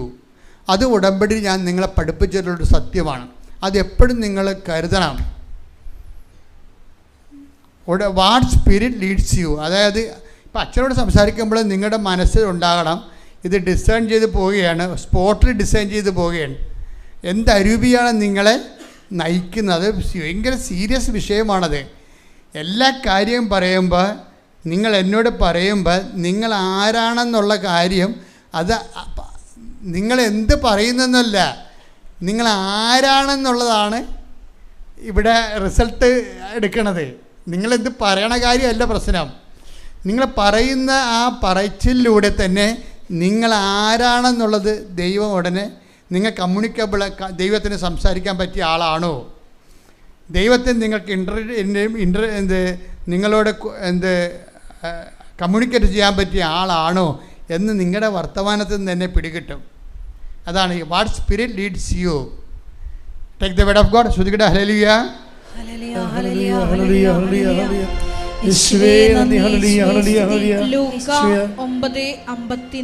ഇത് ഈ വചനം ഒന്ന് ടിപ്പണിയിലേ ഉള്ളത്, നേരിട്ട് ബൈബിളിലില്ല. അതിൻ്റെ നോട്ടിലാണ് ഉള്ളത്. ഇത് എന്താ പറയണത്? ഏത് വിധത്തിലുള്ള ആത്മാവാണ് നിങ്ങൾക്കുള്ളത് എന്ന് നിങ്ങൾ അറിയുന്നില്ല. ഇത് ഭയങ്കര അപകടമാണിത്. നമ്മൾ പ്രാർത്ഥിക്കുമ്പോഴൊക്കെ നമുക്ക് പറ്റുന്ന ഒരു അപകടം ഇവിടെയാണ്. ഈ പ്രാർത്ഥിക്കുന്ന പല പ്രാർത്ഥനകളും അത് തുടങ്ങുമ്പോൾ തന്നെ ഫേക്കായിട്ട് ബ്രാൻഡഡ് ആവും. എന്താ കാര്യം? മോശം അരൂപിയിൽ നിന്ന് ആ പ്രാർത്ഥന വരണത്. അത് എപ്പോഴും നിങ്ങളിത് ഈ നാട്ടുകാരോടും ഈ മാവേലി സ്റ്റോറിലും ത്രിവേണി സ്റ്റോറിലൊക്കെ പോയിട്ട് വായി തന്നുന്ന കാശുണ്ടെങ്കിൽ കാണണമെല്ലാം മേടിക്കണമല്ല ഈ പ്രാർത്ഥന എന്ന് പറയണത്. പ്രാർത്ഥന വാ പൊളിക്കുമ്പോൾ തന്നെ നിങ്ങൾ ആരാണെന്നുള്ളതിനെക്കുറിച്ച് അടിച്ച് കർത്താവിലേക്ക് വരും. അതാ വിഷയം. നിങ്ങൾ എന്ത് പ്രാർത്ഥിക്കണം എന്നല്ല പ്രശ്നം, ഈ പ്രാർത്ഥിക്കുന്ന ആൾ ആരാണെന്നാണ് നോക്കണം ബൈബിള്. ഇത് ഭയങ്കര സീരിയസാണ്. നിങ്ങൾ എന്ത് പ്രാർത്ഥിക്കണം എന്നല്ല വിഷയം, പ്രാർത്ഥിക്കുന്ന ആൾ ആരാണെന്നാണ് ആദ്യമേ സ്കാൻ ചെയ്യണത്. പ്രാർത്ഥിക്കാൻ പറ്റുന്ന ആത്മാക്കളുണ്ട് സ്റ്റേജ്. കാര്യം ഇപ്പോൾ ദുഷ്ടാരൂപി ഒന്നുണ്ട്. ദുഷ്ടാരൂപി അതിന് പ്രാർത്ഥിക്കാൻ പറ്റത്തില്ല. അത് ഉടമ്പടി എടുത്തിട്ടും കാര്യമില്ല. നമ്മുടെ കടലാസ് പോകുന്നില്ല, അത് എന്താ പ്രയോജനം? കയ്യിരിക്കണം മൊത്തം ദുഷ്ടത്തരായിരിക്കും. ദുഷ്ടത എന്താ വിഷയത്തിൽ ചില കർത്താവ് ആൾക്കാരെ, ശിഷ്യന്മാരെ, സുവിശേഷകരൊക്കെ പറഞ്ഞു വിടുമ്പോൾ എന്താ പറയണത്? ഇതാ ഞാൻ സർപ്പങ്ങളുടെയും തേളുകളുടെയും ശത്രുവിൻ്റെ സകല ശക്തികളുടെ മേൽ ചവിട്ടി നടക്കാൻ നിനക്ക് അധികാരം തരുന്നു.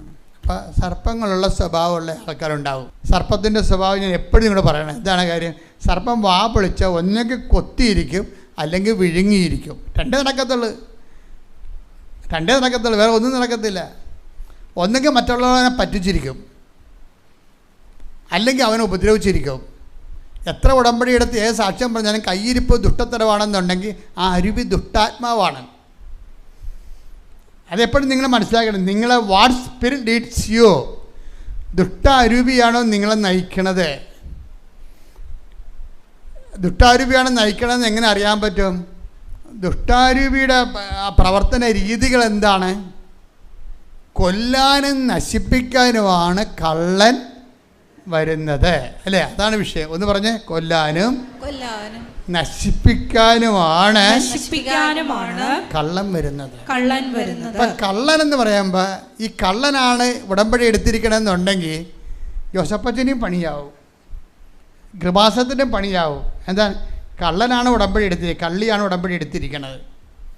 അവരുടെ പരിപാടി എന്താണ്? കൊള്ളുക, നശിപ്പിക്കുകയാണ് അവരുടെ പരിപാടി. ഇപ്പം മകൾ വന്ന് പറഞ്ഞ, അമ്മ അവിടെ ഭയങ്കര ഞെരുക്കമാണമ്മ, എനിക്കൊരു വിലയുമില്ലമ്മ. അവിടെ അമ്മ പറയും, അവനിങ്ങോട്ട് വരട്ടെ. എന്തിനാണെന്നറിയാവോ? അപ്പം അമ്മയുടെ കയ്യിൽ ദുഷ്ടത്തരമുണ്ട്. എന്താണ്? ഈ ഇവള് പറഞ്ഞിങ്ങനെ ഇവളൊരു പാഴ്ജന്മമാണ്, വീട്ടിൽ ഒരു പണിയും ചെയ്യത്തില്ല, ഇങ്ങനെ എന്നാ പഠിക്കത്തുമില്ല. എന്തല്ല ഈ അമ്മയുമായിട്ട് ഭയങ്കര ഗുസ്തിയായിരുന്നു കല്യാണം കഴിക്കണവരെ. ഈ സാധനത്തിനാണ് പാക്ക് ചെയ്ത് വേറെ കുടുംബത്തിൽ ബോംബ് വെച്ചിരിക്കണ പോലെ പെമ്പിച്ചിരിക്കണത്, മിസൈൽ വിട്ടിരിക്കണ പോലെ വിട്ടിരിക്കണത്. സാധനത്തിന് ഒരു മിസൈൽ അവിടെ പോയി പൊട്ടിയിരിക്കണേ, അവിടെ പലരുടെയും മോന്തയില്ല ആ സാധനം. അപ്പം ഇവിടെ വന്നപ്പോൾ അമ്മ ഉടനെ ഇവളുടെ ഇത്രയും നാൾ അമ്മയുമായിട്ട് ഇടിയായിരുന്നു കെട്ടണവരെ. കെട്ടിക്കഴിഞ്ഞപ്പോൾ അവർക്ക് പണിയായി കഴിഞ്ഞപ്പോൾ ഇപ്പം അമ്മ ന്യൂട്രലായിട്ട് അവൻകിടെ വരട്ടതൊക്കെ പറഞ്ഞിട്ട് പിന്നെ അമ്മ എന്താ ചെയ്യണത്? അവൻ്റെ ആ വീട്ടിലുള്ള എല്ലാ നെഗറ്റീവും കളക്ട് ചെയ്യും. എന്നിട്ട് നിരന്തരം ഇവളോട് ഓരോ കാര്യങ്ങൾ പറഞ്ഞു കൊടുക്കും. നമുക്ക് പറ്റിയ അബദ്ധമാണ്. ഇപ്പം ചെറുക്കനെ അപ്പനെ കാണാൻ പറയും, എന്തുമാത്രം നമ്മൾ പ്രാർത്ഥിച്ചതാണ്, അതിനിപ്പോൾ എന്ത് പറ്റിയിടി? ഓ, നമ്മുടെ മകളുടെ ജീവിതം തീർന്ന്. എവിടെ തീർന്ന്? ഇവളാണ് അവിടെ പോയി തീർത്തിരിക്കണത്. അത് അപ്പം അപ്പനും പ്രശ്നമായി. അപ്പം എന്ത് പറ്റി? അതായത് വളരെ സൂചിക്കെടുക്കാവുന്നൊരു വിഷയമാണ് അത്. അമ്മ തൂമ്പാക്കെടുക്കുന്ന രീതിയിലാക്കിയിരിക്കുകയാണ്. ആരെ നശിപ്പിക്കണം? ആ കുടുംബത്തെ.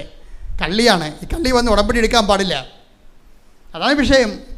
കൊല്ലാനും നശിപ്പിക്കാനുമാണ്. ആ കുടുംബം നശിപ്പിക്കാൻ വന്നിരിക്കണേ. ഒരു കുടുംബത്തെ നശിപ്പിക്കാൻ നിങ്ങൾ തീരുമാനിച്ചാൽ ആ കുടുംബത്തിൻ്റെ എല്ലാ മോശക്കാര്യങ്ങളും നിങ്ങൾ ഇല്ലാത്തതൊക്കെ എല്ലാ അയൽവാസികളോടും നാത്തുവിനോടും അവരോടും ഇവരോടും അവരുടെ അകന്ന ബന്ധുക്കളൊക്കെ ഫോൺ കളക്ട് ചെയ്ത് വിളിച്ചുകൊണ്ട് ചോദിക്കും. എന്നിട്ട് ഓരോ കാര്യം ആ വീട്ടിൽ നടക്കണതെല്ലാം നിങ്ങൾ മൊബൈലെടുത്ത് അവിടെ ഇവിടെയൊക്കെ വിളിച്ച് പറയും. എന്നിട്ട് അവരുടെ ബന്ധുക്കൾക്ക് അവസാനം പേർക്ക് നിങ്ങൾ ആ കൊച്ചിനെ കൊണ്ടുവന്ന് കൊല്ലുകയാണ് അവിടെ ബന്ധുക്കൾ. അപ്പോൾ ഇവർ മനസ്സറിഞ്ഞ് കാണത്തില്ല. അവരുടെ ബന്ധുക്കളെ വിളിച്ച് പറഞ്ഞിരിക്കുകയാണ്, ചെറുക്കൻ്റെ ബന്ധുക്കളെ വിളിച്ചിട്ട്. ചെറുക്കൻ്റെ ബന്ധുക്കൾ വന്ന് അവരുടെ വീട്ടിൽ ചോദിക്കണേ, എന്തൊക്കെയാണ് കേൾക്കണത്? എപ്പോഴും കഷ്ടമാണ്. നിങ്ങൾ ആ കുഞ്ഞിനെ ഇവിടെ നിർത്തത്തില്ലേ? നിങ്ങൾ അപ്പോഴെന്താണ് വിഷയം വന്നപ്പോഴെന്ത് പറ്റി? ഈ ചെറുക്കൻ്റെ വീട്ടുകാരൻ നിർത്താത്തത് കൊണ്ടാണ് അവളവിടെ പോയി നിൽക്കണമെന്നാണ് പറഞ്ഞത്. അതെല്ലാം സംഭവം. അമ്മ അവളുടെ ശമ്പളത്തിൽ കണ്ണ് വെച്ചിട്ട് അവളെ കൊണ്ട് വീട്ടിൽ നിർത്തിയിട്ട് വേല എടുപ്പിച്ച് തിന്നുകയാണ്. അതാണ് വിഷയം. അപ്പം അതിന് നേരെ മറിച്ചാണ് കൊടുത്തിരിക്കുന്നത്. അപ്പോൾ കാശും പോയി, കല്യാണവും പോയി, കുടുംബവും പോയി, പിന്നെ എന്ത് പറ്റി? ചീത്തപ്പേരുമായി. ഒരു സാധനത്തെ കെട്ടിയപ്പോൾ ഉണ്ടായ കുഴപ്പമാണ് ഇതാരുണ്ടാക്കിയതാണ്? ഈ പെണ്ണിനെ തള്ള ഉണ്ടാക്കിയ പ്രശ്നങ്ങളാണ്. ഇതാണ് നശിപ്പിക്കുക എന്ന് പറയുന്നത്. കൊല്ലാനും നശിപ്പിക്കാനുമാണ് കള്ളൻ വരുന്നത്. ഇതാര് കള്ളിയാണ്? ഇവിടെ കുഴപ്പമെടുക്കാൻ പാടില്ല. ശരിക്കും പറഞ്ഞാൽ ഇവിടെ ഉടമ്പടി എടുത്തു കഴിഞ്ഞാൽ കൃപാസനത്തിനും പണിയാകും, ജോസപ്പച്ചനും പണിയാകും. എന്താ കാര്യം? ഈ സാധനത്തിൻ്റെ കാര്യം നടക്കത്തില്ല. കർത്താവ് നിങ്ങളെ വിഷയമല്ല നോക്കണത്, ആളെ നോക്കും. ആരാണ് ഈ ഉടമ്പടി എടുത്തിരിക്കണമെന്ന് നോക്കും. ആൾ പറ്റിപ്പാടാൻ നോക്കും. അതുകൊണ്ട് ഉടമ്പടിക്ക് മുമ്പേ ആദ്യം പറയുന്നൊരു സംഭവമുണ്ട്. എന്താണ്? അനുതപിക്കുക. അതാ വിഷയം. ഉടമ്പടി തന്നപ്പോൾ അമ്മ ആദ്യം പറഞ്ഞത് എന്താണ്? അനുതപിച്ചാൽ അനുഗ്രഹം പ്രാപിക്കും. അത് ബാക്കിയുള്ളത് അണ്ടർസ്റ്റുഡ് അല്ലേ? അനുദപിച്ചില്ലെങ്കിൽ ശാപം കിട്ടുമെന്നാണ് ഈ പറയണത്. അത് പറയത്തില്ല, വന്ന് മേടിച്ചാൽ മതി. മനസ്സിലായില്ലേ? അനുദപിച്ചാൽ ഒന്ന് പറഞ്ഞേ, അനുദപിച്ചാൽ Take the word of God. ശ്രദ്ധിക്കട്ടെ. ഹല്ലേലൂയ. യെശയ്യാ 1:19. യെശയ്യാ 1:19. അനുസരിക്കാൻ സന്നദ്ധരെങ്കിൽ നിങ്ങൾ ഐശ്വര്യം ആസ്വദിക്കും. അനുസരിക്കാതെ ധിക്കാരം തുടർന്നാൽ വാളിനിരയായി തീരും. അപ്പൊ പല ആൾക്കാരും ധിക്കാരത്തിലല്ലേ? ഉടമ്പടി 3 പുതുക്കിയിട്ടും അവരുടെ സ്വഭാവത്തിന് വല്ല മാറ്റം ഉണ്ടാവും. അവർക്ക് മിണ്ടാതിരിക്കുന്ന ശത്രുക്കൾ ഇപ്പോഴും ഇല്ലേ? അവർ പാരയെ സൂചിയും വെക്കുന്നത് എന്തുമാത്രം ആൾക്കാരാണുള്ളത്. അവർ 3 പുതുക്കിയും 4 പുതുക്കിയിട്ടും അനുദപിക്കാതെ ധിക്കാരം തുടരുകയാണ്. അപ്പോൾ എന്താ സംഭവിക്കണത്? അനുദപിച്ചൊരു ഐശ്വര്യം പ്രാപിക്കും, അനുദപിച്ചില്ലെങ്കിൽ എന്ത് പറ്റും? ഉറപ്പല്ലേ ശാപം കിട്ടുമെന്നുള്ള കാര്യം. ഉടമ്പടി എടുത്ത് ശാപം മേടിക്കുകയാണ് സംഭവം. അപ്പം അതുകൊണ്ട് നിങ്ങൾക്ക് ദൈവം ഒരു അവസരം തന്നിരിക്കുകയാണ്. അനുതാപം എന്ന് പറയുന്നത് ഒരു അവസരമാണ്, പ്രത്യേകിച്ച് നോൻപ് കാലം. ഈ അവസരത്തിൻ്റെ അരുവി മനസ്സിലാക്കിയിട്ട് നിങ്ങൾ ഈ ആക്രാന്തം മൂത്ത് നിങ്ങൾ എഴുതി വെച്ചിരിക്കുന്ന കാര്യങ്ങൾ നേടാൻ വേണ്ടിയുള്ള പരിവേഷം കാണിക്കാതെ, മറിച്ച് ദൈവത്തിൻ്റെ അരുവി പ്രവർത്തിക്കുന്ന, ദൈവവുമായിട്ട് ഉടമ്പടി ചെയ്യാൻ കോമ്പറ്റൻ്റ് ആയിട്ടുള്ള ഒരു വ്യക്തിയായിട്ട് മാറാൻ വേണ്ടി പ്രാർത്ഥിക്കട്ടെ. ശ്രുതിക്കട്ടെ. ഹല്ലേലൂയ.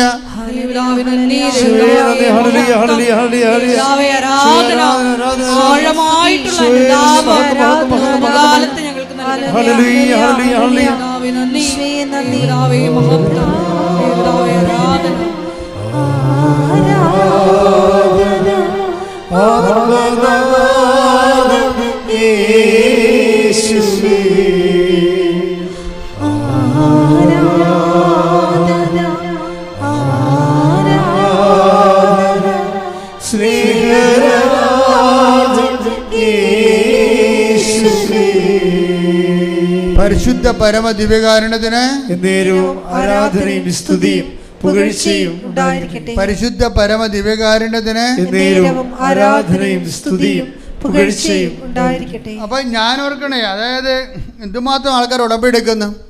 നമ്മൾ കുമ്പസാരത്തിന് വേണ്ടി മാത്രം ഒരു ചാപ്പൽ ഉണ്ടാക്കിയിരിക്കണം. അപ്പുറത്ത് അവിടെ ഒരു അച്ഛനെ വെച്ചിരിക്കുകയാണ് എല്ലാ ദിവസവും. എത്ര പേര് അവിടെ പോയി കുമ്പസാരിക്കുന്നുണ്ട്? അപ്പോൾ കുമ്പസാരിക്കുന്നവരുടെ തന്നെ എന്തുമാത്രം ഇവരിപ്പോഴും ഉടമ്പടി കുമ്പസാരമല്ല, പണ്ടത്തെ കുഴിയാഴ്ച കുമ്പസാരമാണ് നടത്തുന്നത്. കുമ്പസാരം നടത്തുന്നില്ലെന്ന് പറഞ്ഞാൽ ചില ആൾക്കാർ നടത്തുന്നുണ്ട്. അതെന്താണ്? ഈ നാട്ടുകാർ മരിക്കുമ്പോൾ അവിടെ പോയി കുഴിയാഴ്ച ചായയും കുടിച്ചിട്ട് കുമ്പസാരം നടത്തുന്നില്ലേ? അതാണ് വെച്ചാൽ ഒരു അനുതാപവും ഇല്ലാതെ വായി തന്നെ വിളിച്ച് പറഞ്ഞിട്ട് കുമ്പസാരിക്കുന്ന ആൾക്കാരുണ്ട്. അതുപോലെയുള്ള കുഴിയാഴ്ച കുമ്പസാരം ഉടമ്പടിയിൽ വരുമ്പോൾ നിങ്ങൾ എപ്പോഴും ചിന്തിക്കേണ്ടത് എന്താണ്? ഉടമ്പടി എടുക്കുമ്പോൾ ദൈവവുമായിട്ട് ബയലാട്ടർ എഗ്രിമെൻ്റാണ്. ദൈവം ഒരു വ്യക്തി, നിങ്ങളൊരു വ്യക്തി. ആ ദൈവത്തോട് ഉടമ്പടി എടുക്കാൻ ഞാൻ ദൈവത്തെപ്പോലെ എന്താ പറഞ്ഞത്? ആദ്യം പറഞ്ഞത് എന്താണ്? നീ എൻ്റെ മുമ്പാകെ, ആദ്യത്തെ ഉടമ്പടിക്കാരനോട് ദൈവം എന്താണ് ആവശ്യപ്പെട്ടത്?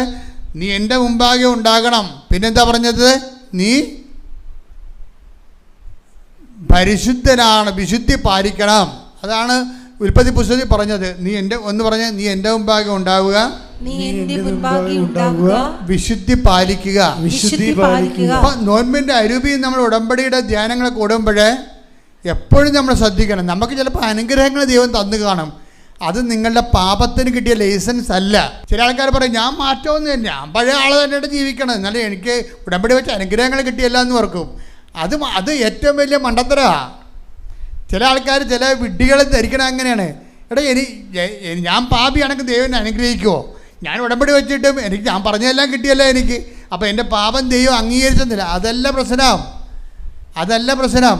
നിൻ്റെ പാപാവസ്ഥ വെച്ചുകൊണ്ട് ദൈവം നിനക്കൊരു അനുഗ്രഹം തന്നാൽ ദൈവം പ്രീസപ്പോസ് ചെയ്യണം എന്താണ്?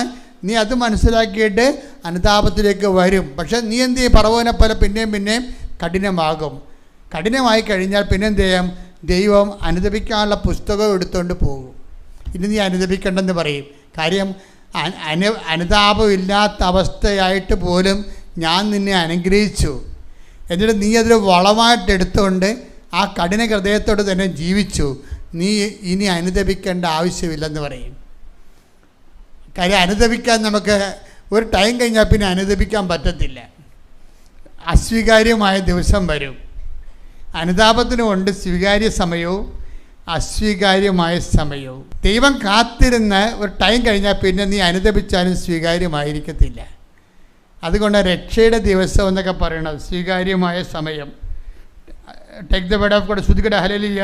ഹല്ലേലൂയ, ഹല്ലേലൂയ. 2 കൊരിന്ത്യർ 6:2. യേശുവേ നന്ദി. ഹല്ലേലൂയ, ഹല്ലേലൂയ, ഹല്ലേലൂയ, ഹല്ലേലൂയ.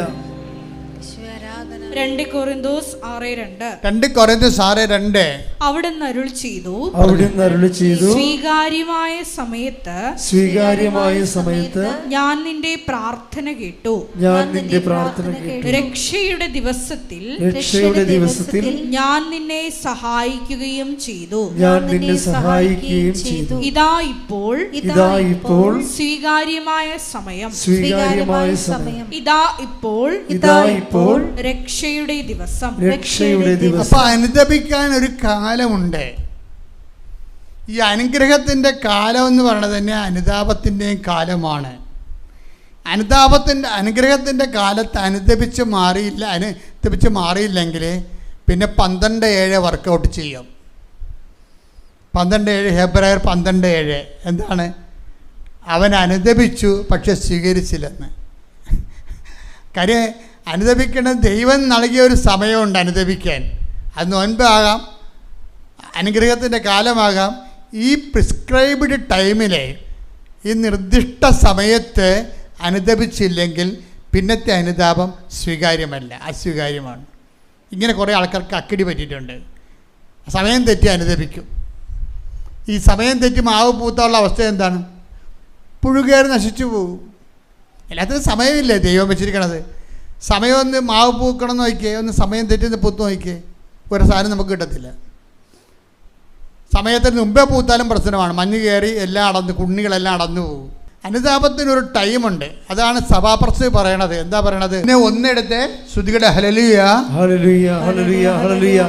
എല്ലാറ്റിനും ഒരു സമയമുണ്ട്. അതാണ്, എല്ലാത്തിനും ഒരു സമയമുണ്ട്. അനുദപിക്കാനൊരു സമയമുണ്ട്. അതാണ്, എല്ലാത്തിനും ഒരു സമയമുണ്ട്. ആകാശത്തിൻ കീഴുള്ള സമസ്ത കാര്യത്തിനും ഒരവസരമുണ്ട്. ജനിക്കാൻ ഒരു കാലം, മരിക്കാൻ ഒരു കാലം, നടാൻ ഒരു കാലം, നട്ടത് പറിക്കാൻ ഒരു കാലം. ഈ അനുതാപത്തിൻ്റെ ഒരു കാലമുണ്ട്. അപ്പം എനിക്ക് മനസ്സിലായിരിക്കേണ്ടത്, ഈ എന്തെങ്കിലുമൊക്കെ ഒരു അനുഗ്രഹം കിട്ടുന്ന കാലമില്ലേ? ഇപ്പോൾ കുഞ്ഞുങ്ങൾ പരീക്ഷ ജയിച്ചു, ഓക്കെ, അവിടെ കല്യാണം നടന്നു, നിങ്ങൾ ഉന്തിത്തള്ളി കുഞ്ഞുങ്ങളെ കൊണ്ടുപോയി കുമ്പസാരിപ്പിക്കും. പക്ഷെ ആ മഹനീയ കൃത്യം നടന്ന കുടുംബത്തിൽ അപ്പനും അമ്മയും കുമ്പസാരിക്കത്തില്ല. മനസ്സിലായി? അനുതാപത്തിൻ്റെ കാലമാണ്. ആ കുടുംബത്തിൽ കിട്ടിയ അനുഗ്രഹമാണ്. ഒരു കുഞ്ഞ് ജനിച്ചു. ആ ജനിച്ചപ്പോൾ കുഞ്ഞ് എത്രയോ പേർക്ക് കുഞ്ഞുങ്ങളില്ലാതെ വേദനിച്ച് വിഷമിച്ച് നടക്കണേ. അപ്പോൾ നമ്മുടെ ദൈവം ഒരു കുഞ്ഞിനെ തരുമ്പോൾ അപ്പോൾ അതിന് ഒരു അനുഗ്രഹത്തിൻ്റെ എല്ലാ കാലവും അനുദപിക്കാനുള്ള കാലമാണ്. അനുഗ്രഹിക്കും. ഇപ്പം കുഞ്ഞ് ജനിക്കുമ്പോൾ സത്യം പറഞ്ഞാൽ ഇടവക വികാരിയാകുന്ന രീതിയിൽ എനിക്ക് പേടിയാണ്. കുഞ്ഞ് ജനിക്കുമ്പോൾ തന്നെ ഈ ആചാരാനുഷ്ഠാനം അടക്കം പോലെ തന്നെ ആൾക്കാരെ വിളിച്ചു കൂട്ടി അപ്പം തന്നെ പിന്നെ നോൻപാളം നോക്കാതെ പോലും മദ്യം വിളമ്പണ കുടുംബങ്ങളുണ്ട്. മദ്യം വിളമ്പണ കുടുംബങ്ങളല്ല പ്രശ്നം. അയാൾ കടമാകുമ്പോൾ അയാൾക്ക് ബുദ്ധി മുതൽ ദൈവം പാഴ് ജന്മം തള്ളിക്കളഞ്ഞ സാധനമായിരിക്കാം. കാര്യം നിൻ്റെ കല്യാണക്കാലം മുതൽ നിൻ്റെ ഭർത്താവ് കുടിക്കണമായിരിക്കും. പക്ഷെ നിങ്ങളത് അംഗീകരിക്കണില്ലേ? അതാണ് പ്രശ്നം. നിങ്ങൾ അംഗീകരിക്കുന്നോ? ചില കുടുംബങ്ങളിൽ പെണ്ണുങ്ങളെ ഞാൻ കല്യാണ തലേന്നൊക്കെ ഞാൻ പോകുന്നില്ല. ഇപ്പം എന്നെ പലരും വിളിക്കും, ഇവിടെക്കാരൊക്കെ വിളിക്കും, അച്ഛാ കല്യാണം ഒന്ന് പ്രാർത്ഥിക്കാൻ വരികയില്ല. കാര്യം പെണ്ണുങ്ങളൊക്കെ പൂസായിരിക്കും. അറിയത്തില്ല, കുറേ പുതിയ ജന്മങ്ങൾ ഇറങ്ങിയിട്ടുണ്ട്. അതായത് പണ്ട് ഒരു കല്യാണ വീട്ടിൽ രാത്രി നമ്മൾ പ്രാർത്ഥിക്കാൻ വേണ്ടി ചെല്ലുമ്പോൾ എന്തൊരു അരൂപിയായിരിക്കും അവർക്ക്. ഇന്ന് ആ അരൂപിയെല്ലാം തച്ചുടച്ചത് ആരാണ്? ഈ വീട്ടിൽ എന്ത് നടക്കുമെന്ന് ഇവരുടെ അമ്മ അവിടെയുള്ള ആൾക്കാരെല്ലാവരെയും തിന്മയുടെ ശക്തികൾ കയ്യിലെടുത്ത് അപ്പോൾ അതുകൊണ്ട് ആഭാസത്തരങ്ങളെല്ലാം നടക്കും. ചില ആൾക്കാർ വീടിൻ്റെ 2 നില, ഒരു കാശും ഇല്ലെങ്കിൽ ലോണെടുത്ത് 2 നില എടുത്തിരിക്കണേ. എന്തിനാണെന്നറിയാം? അവിടെ ഇരുന്ന് കപ്പലണ്ടിയും അണ്ടിപ്പരിപ്പും ബിയറും കഴിക്കാൻ വേണ്ടി മാത്രം 2 നില ഉണ്ടാക്കിയിരിക്കുന്ന ആൾക്കാരുണ്ട്.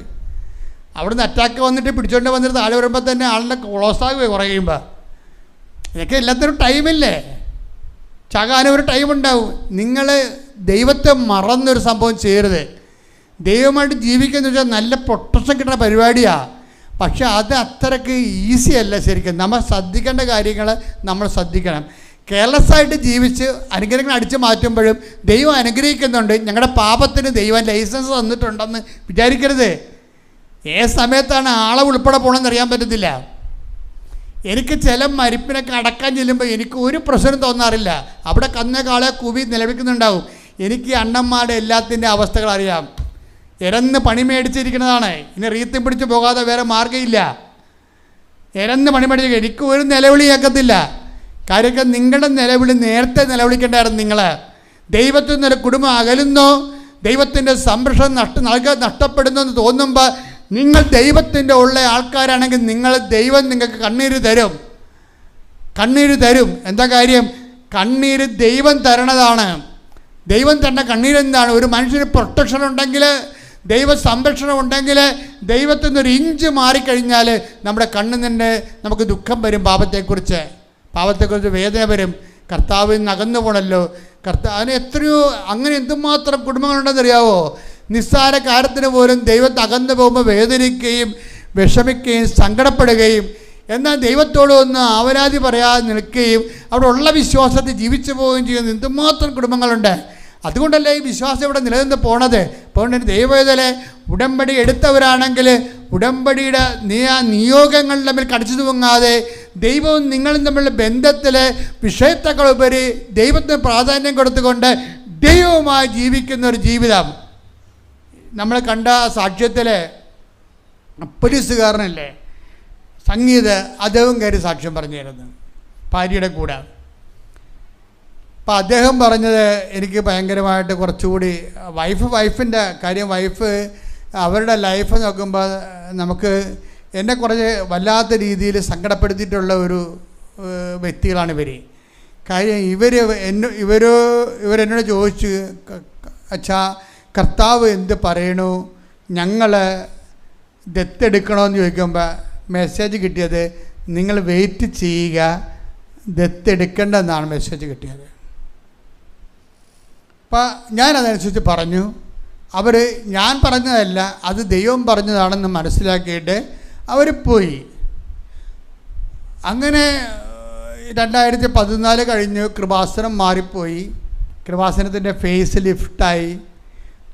അമ്മയുടെ പ്രത്യക്ഷീകരണം നമ്മളത് ഏറ്റെടുത്ത് പ്രഖ്യാപിച്ചപ്പോൾ അമ്മ പിന്നെ ഇവിടെ സ്ഥിരതാമസമായി, പിന്നെ സഞ്ചാരി മാതാവായി, പിന്നെ ആൾക്കാരുടെ കൂടെ അത് ഉടമ്പടി എടുത്ത് ജീവിക്കുന്ന ആൾക്കാരുടെ വീടുകളിലൊക്കെ പോയി ലക്ഷോപലക്ഷം മനുഷ്യർ ദൈവത്തെ അനുഭവിച്ച് കഴിഞ്ഞപ്പോൾ ഇവർ വീണ്ടും വന്ന്. അപ്പോൾ വന്നപ്പോൾ എന്താ പ്രശ്നം? അവർക്ക് കുഞ്ഞുമില്ല, ദത്തെടുക്കണമെന്ന് അമ്മ പറയുകയും ചെയ്ത്.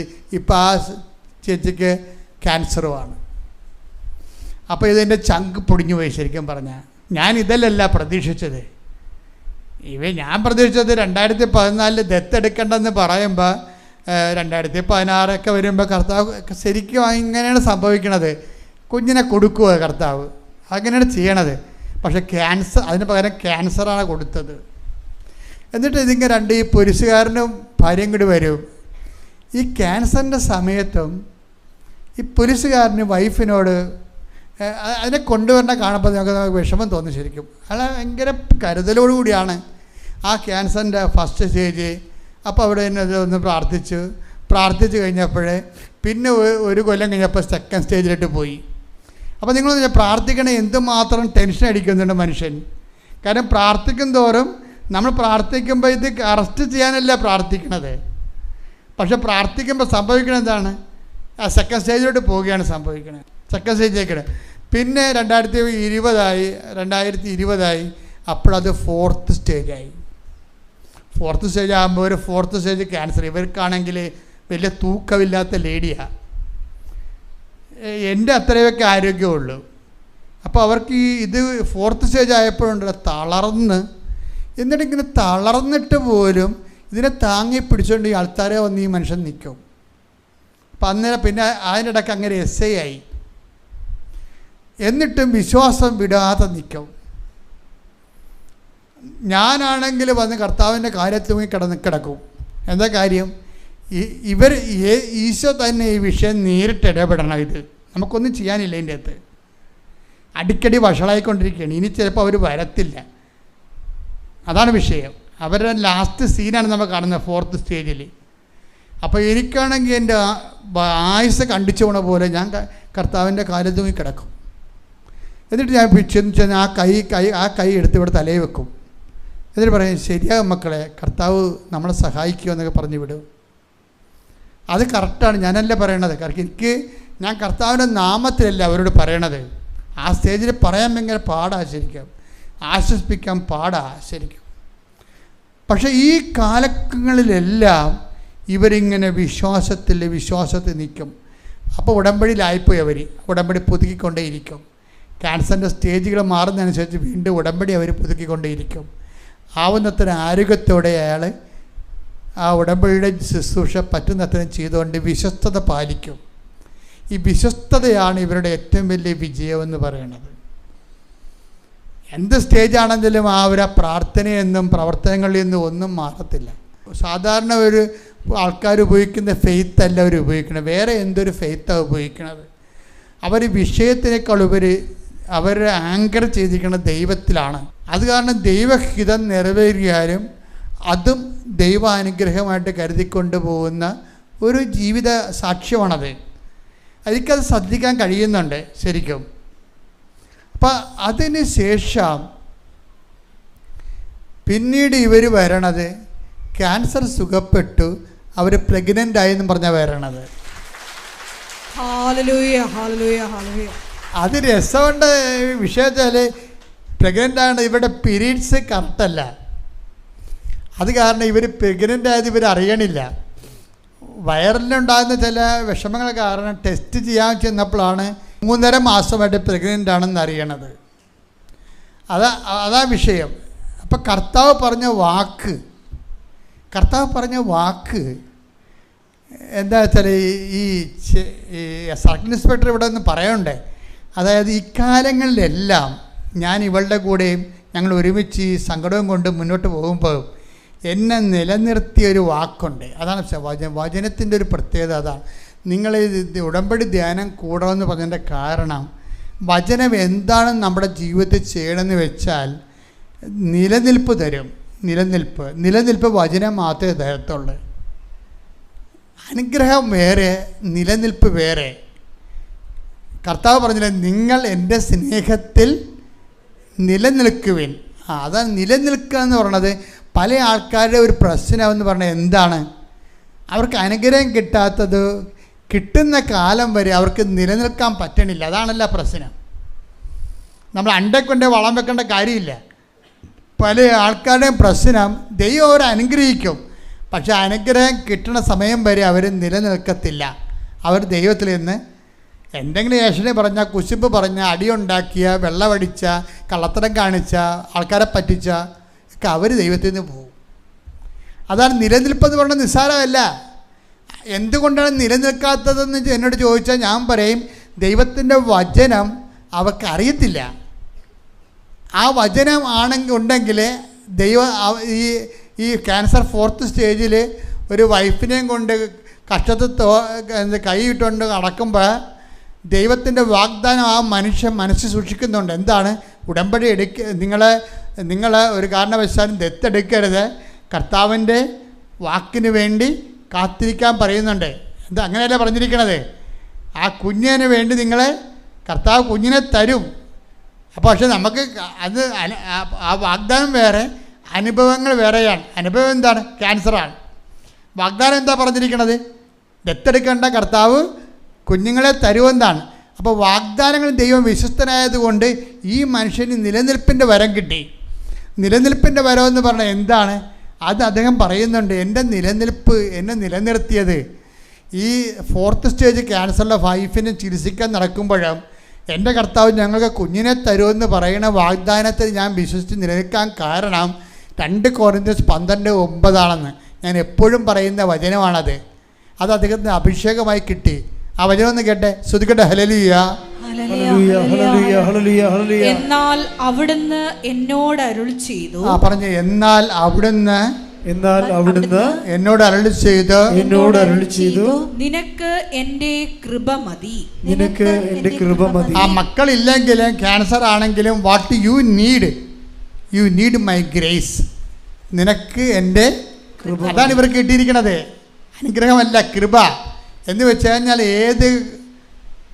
ഏത് കെട്ട കാലത്തിലൂടെയാണ് പോണമെന്നുണ്ടെങ്കിൽ അതിൻ്റെ ആവിയും പുകയും നീ അഗ്നിയിലൂടെ നടക്കും, അഗ്നി നിന്നെ വിഴുങ്ങത്തില്ല, സന്തത്തിലൂടെ നടക്കും, സന്തം നിന്നെ മുക്കത്തില്ലെന്ന് പറഞ്ഞ പോലെ ഈ മക്കളെ ദൈവം ഇങ്ങനെ കൊണ്ടുപോവുകയാണ്. അവർക്ക് വിഷയത്തെക്കാൾ ഉപരി ദൈവത്തിൽ ജീവിക്കുന്നു, ദൈവത്തെയും കൊണ്ട് നടക്കുന്നു. ആ ദൈവം നൽകുന്ന ആത്മധൈര്യത്തിൽ അഭിഷിക്തരായിക്കൊണ്ട് ദൈവാനുഭവത്തിൻ്റെ ഒരു യാത്ര ചെയ്യുകയാണ്. ശരിക്കും പറഞ്ഞാൽ ദൈവത്തെ അറിയുക എന്ന് പറഞ്ഞാൽ അതാണ്, ദൈവം ഉദ്ദേശിക്കുന്നതും അതാണ്. അപ്പം ഈ മനുഷ്യൻ ഇതുപോലെ ഒരു സാക്ഷ്യത്തിലേക്ക് വരുന്നതിന് നിലനിൽപ്പ് എന്താ പറയണത്? നിലനിൽപ്പ് ഈ 2 Corinthians 12:9 എന്താണ്? നിനക്ക് എൻ്റെ കൃപ മതി. My grace is sufficient for you. Sufficient വെച്ചാൽ നിനക്ക് എൻ്റെ കൃപ മതി. അതുകൊണ്ടാണ് ഞാൻ എപ്പോഴും എൻ്റെ സഹോദരങ്ങളോട്, എൻ്റെ ശ്രോതാക്കളോട് ഞാൻ എപ്പോഴും പറയും, നിങ്ങൾ ഈ ബ്ലെസ്സിങ്ങിൻ്റെ സൂചി മാറ്റി കൃപയിലേക്ക് വെക്കണം. കൃപ പവർ ഓഫ് ഗോഡാണ്. ആ പവർ ഓഫ് ഗോഡ് വർക്ക് ചെയ്യണത് ബലഹീനതയിലാണ്. നമുക്ക് എന്തെങ്കിലും ബലഹീനതയുള്ളപ്പോൾ എന്താ സംഭവിക്കണത്? അപ്ലോഡിങ് ടൈമാണത്. ബലഹീനതയുള്ളപ്പോൾ അപ്ലോഡിങ് ടൈമാണ്. മുന്നോട്ട് നിന്നൊരു ഇപ്പോൾ വിമാനങ്ങൾ മോളിൽ ആകാശത്തിന് ഇന്ധനം എടുക്കണില്ലേ? ഇന്ധനം എടുക്കുമ്പോൾ എന്താ ചെയ്യണത്? അത് ആകാശത്ത് നിൽക്കും, ഓടത്തില്ല. ഓടിക്കൊണ്ട് ഇന്ധനം കൊടുക്കാൻ പറ്റത്തില്ലല്ലോ, നിൽക്കും. അപ്പോൾ ഇന്ധനം പവർ അപ്ലോഡ് ചെയ്യണ സമയത്ത് ജീവിതം നിശ്ചലമായി നിൽക്കും. ജീവിതം മുന്നോട്ടില്ല. 4ാം ക്യാൻസറാണ്, വേറെ പല പ്രശ്നങ്ങളും കുടുംബത്തെയും ജീവിതത്തിൽ നിൽക്കുന്നുണ്ട്. ജീവിതം മുന്നോട്ട് പോകുന്ന ജീവിതം നിശ്ചലമായി നിൽക്കുന്നു. പരീക്ഷയ്ക്ക് തോറ്റു, ജർമ്മൻ 3 പ്രാവശ്യം എഴുതി, വിസ വരണില്ല, നിശ്ചലമായിരിക്കുന്നു ജീവിതം. ഈ ജീവിതം നിശ്ചലമായിരിക്കുമ്പോഴേ ബുദ്ധിബോധമുള്ളവർ ഓർക്കണം, പവർ അപ്ലോഡിങ് ടൈമാണ്. നിങ്ങൾ ആവശ്യമില്ലാത്ത രീതിയിൽ നിലവിളിച്ച് ഈ വീട്ടിൽ കാണിക്കുന്ന അഭ്യാസങ്ങളില്ലേ, അത് എപ്പോഴും ഏറ്റവും അഭ്യാസങ്ങൾ കാണിക്കുന്നത് എല്ലാവരും കാണിക്കും. നിങ്ങളെ എല്ലാം പലരും നശിക്കാൻ കാരണം നിങ്ങൾ മോശം റിസൾട്ട് വരുമ്പോൾ നിങ്ങൾ വീട്ടിൽ കാണിക്കുന്ന അഭ്യാസങ്ങളാണ്. ചില ആൾക്കാർ 3 ദിവസം തന്നെ തലേണിയെ കമന്ന് കിടന്ന് ഭക്ഷണം കഴിക്കാതെ കിടക്കും. പിന്നെ വിശക്കുമ്പോഴത്തേക്ക് കഴിക്കുക, അത് വേറെ വിഷയം. എല്ലാ അഭ്യാസങ്ങളല്ലേ, ജനിച്ച കാലം മുതൽ കാണിക്കുന്ന അഭ്യാസങ്ങളല്ലേ. പക്ഷേ ഈ അഭ്യാസം നിങ്ങളെ വീട്ടിൽ നിങ്ങളെ കുറ്റപ്പെടുത്താതിരിക്കാനും ഇനിയും B2വിന് കാശ് വേണമല്ലോ. അപ്പം പറയും എവിടെ നിന്ന് കൊണ്ടുവരാൻ, അവൾ പണിക്ക് പോകാൻ പറയും. അത് പറയാതിരിക്കാൻ അപ്പൻ്റെ വാപൊത്താൻ വേണ്ടി കമന്ന് കിടക്കണത്. അപ്പോൾ അപ്പം വരുമ്പോൾ അമ്മ പറയും അവളെ കമന്ന് കിടക്കുകയാണ്, ഭക്ഷണം കഴിക്കണില്ലെന്ന് പറയും. അപ്പോൾ അപ്പൻ്റെ മനസ്സ് ഇടിഞ്ഞ് പെൺമക്കളാണെങ്കിൽ അപ്പം പിന്നെ എടി മകളെ വാ കഴിക്കുമെന്ന് പറയും. നമുക്ക് അച്ഛൻ കാശ് തരാവേ, ഇനി എഴുതിക്കുക. അതാണ് അവളുടെ ഉദ്ദേശം.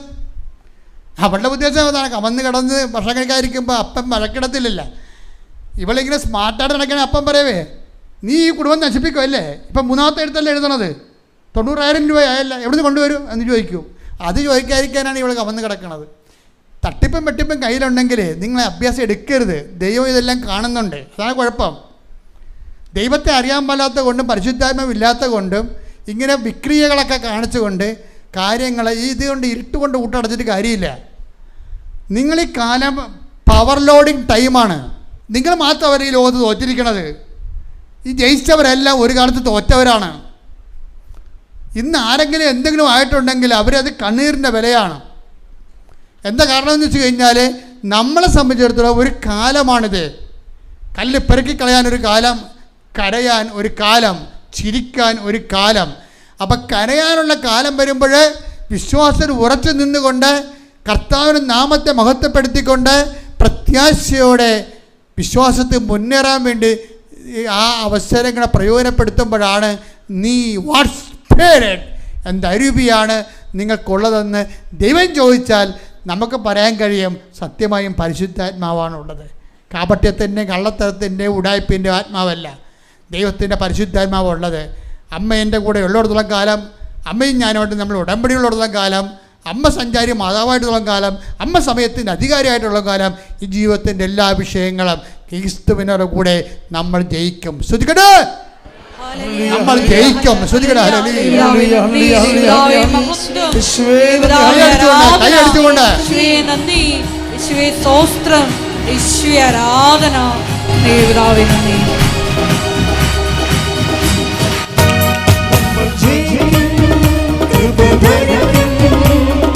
അമ്മയോട് കൂടെ ജയിക്കും, നമ്മൾ ജയിക്കും, കൃപ ധരിക്കും. അമ്മയോട് കൂടെ ജയിക്കും, മാറാരോഗങ്ങൾ മാറിപ്പോകും. അമ്മയോടൊപ്പം ആരാധിക്കുമ്പോൾ മാറാരോഗങ്ങൾ മാറിപ്പോകും. അമ്മയോടൊപ്പം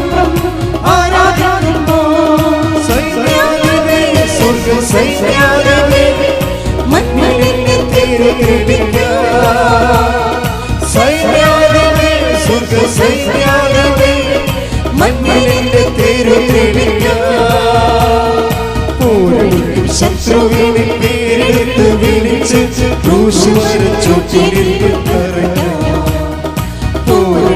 ശത്രുവിനെ പേരെടുത്ത് വിളിച്ച് നമ്മൾ ജയിക്കും, കൃപ ധരിക്കും. അമ്മയോട് കൂടെ ജയിക്കും, നമ്മൾ ജയിക്കും, കൃപ ധരിക്കും. അമ്മയോട് കൂടെ ജയിക്കും, മാറാരോഗങ്ങൾ മാറിപ്പോകും. അമ്മയോടൊപ്പം ആരാധിക്കുമ്പോൾ മാറാരോഗങ്ങൾ മാറിപ്പോകും. അമ്മയോടൊപ്പം ആരാധിക്കുമ്പോൾ. പരിശുദ്ധ പരമാ ദിവ്യ കാരുണ്യത്തിന് നേരവും ആരാധനയും സ്തുതിയും പുകഴ്ചയും ഉണ്ടായിരിക്കട്ടെ. പരിശുദ്ധ പരമാ ദിവ്യ കാരുണ്യത്തിന് നേരവും ആരാധനയും സ്തുതിയും പുകഴ്ചയും ഉണ്ടായിരിക്കട്ടെ. പരിശുദ്ധ പരമാ ദിവ്യ കാരുണ്യത്തിന് നേരവും ആരാധനയും സ്തുതിയും പുകഴ്ചയും ഉണ്ടായിരിക്കട്ടെ. നമുക്കെല്ലാവർക്കും കൃപാസനം പ്രത്യക്ഷീകരണ മധ്യസ്ഥ പ്രാർത്ഥന ഏറ്റുചൊല്ലി പ്രാർത്ഥിക്കാം. അമ്മേ പരിശുദ്ധ അമ്മേ, പരിശുദ്ധ അമ്മേ, ദൈവമാതാവേ, കൃപാസനത്തിലൂടെ ഞങ്ങൾക്കും ഞങ്ങളുടെ ദേശത്തിനും അമ്മ മധ്യസ്ഥം തേടി തന്ന എല്ലാ അനുഗ്രഹങ്ങൾക്കും കൃപകൾക്കും ഞങ്ങളിപ്പോൾ ഹൃദയം നിറഞ്ഞ നന്ദി പറയുന്നു. സ്തുതിച്ചു പ്രാർത്ഥിക്കാം. ഹല്ലേലൂയ, ഹല്ലേലൂയ. നാളിതുവരെ ഞങ്ങൾക്ക് ലഭിച്ച എല്ലാ കൃപകൾക്കും അനുഗ്രഹങ്ങൾക്കും നന്ദി പറയുന്നു. Hallelujah, hallelujah. മഹത്വം, മഹത്വം, ആരാധന, ആരാധന. ദൈവപിതാവേ നന്ദി, പിതാവേ മഹത്വം, ദൈവപിതാവേ ആരാധന.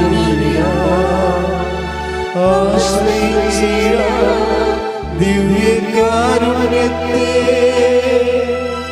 ആരാധിച്ചിടാം, താടുകളങ്ങിടാം, ആശ്രയിച്ചിടാം ദിവ്യകാരുണ്യത്തെ. പരിശുദ്ധ പരമാ ദിവ്യ കാരുണ്യത്തിന് നേരവും ആരാധനയും സ്തുതിയും പുകഴ്ചയും ഉണ്ടായിരിക്കട്ടെ. പരിശുദ്ധ പരമാ ദിവ്യ കാരുണ്യത്തിന് നേരവും ആരാധനയും സ്തുതിയും പുകഴ്ചയും ഉണ്ടായിരിക്കട്ടെ. പരിശുദ്ധ പരമാ ദിവ്യ കാരുണ്യത്തിന് നേരവും ആരാധനയും സ്തുതിയും പുകഴ്ചയും ഉണ്ടായിരിക്കട്ടെ. അമ്മേ പരിശുദ്ധ അമ്മേ, പരിശുദ്ധ അമ്മേ, ദൈവമാതാവേ, 2004 ഡിസംബർ 7-ാം തീയതി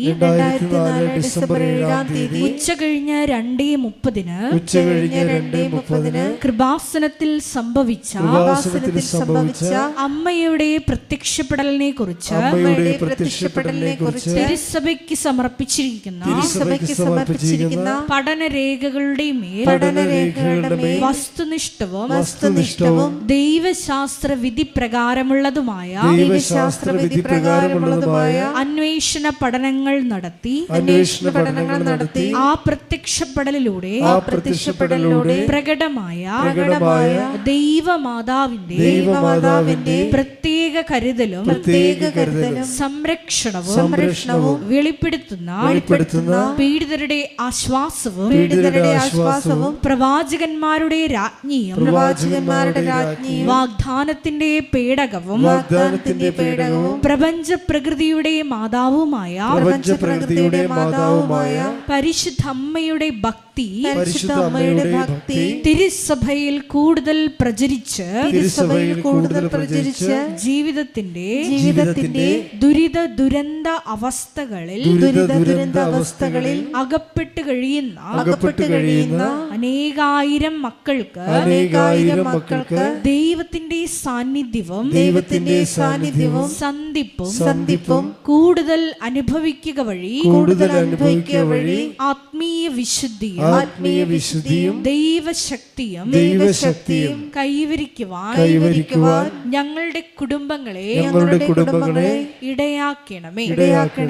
സ്തുതിച്ചു പ്രാർത്ഥിക്കാം. ഹല്ലേലൂയ, ഹല്ലേലൂയ, ഹല്ലേലൂയ.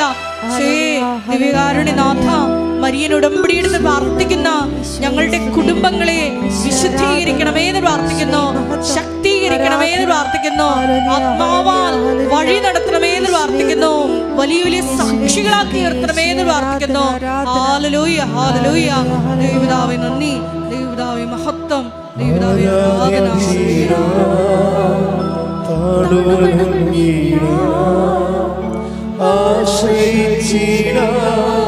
ദിവ്യകാരുണ്യത്തെ ആരാധിച്ചിടാം,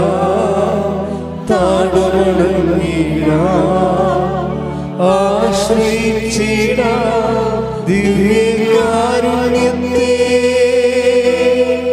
പരിശുദ്ധ പരമ ദിവ്യകാരുണ്യത്തിന് ആരാധനയും സ്തുതിയും പുകഴ്ചയും ഉണ്ടായിരിക്കട്ടെ. പരിശുദ്ധ പരമ ദിവ്യകാരുണ്യത്തിന് ആരാധനയും സ്തുതിയും പുകഴ്ചയും ഉണ്ടായിരിക്കട്ടെ. പരിശുദ്ധ പരമ ദിവ്യകാരുണ്യത്തിന് ആരാധനയും സ്തുതിയും പുകഴ്ചയും ഉണ്ടായിരിക്കട്ടെ. അമ്മേ പരിശുദ്ധ അമ്മേ, അമ്മേ പരിശുദ്ധ അമ്മേ, ഭൂസ്വർലോകങ്ങളുടെ രാജ്ഞിയായ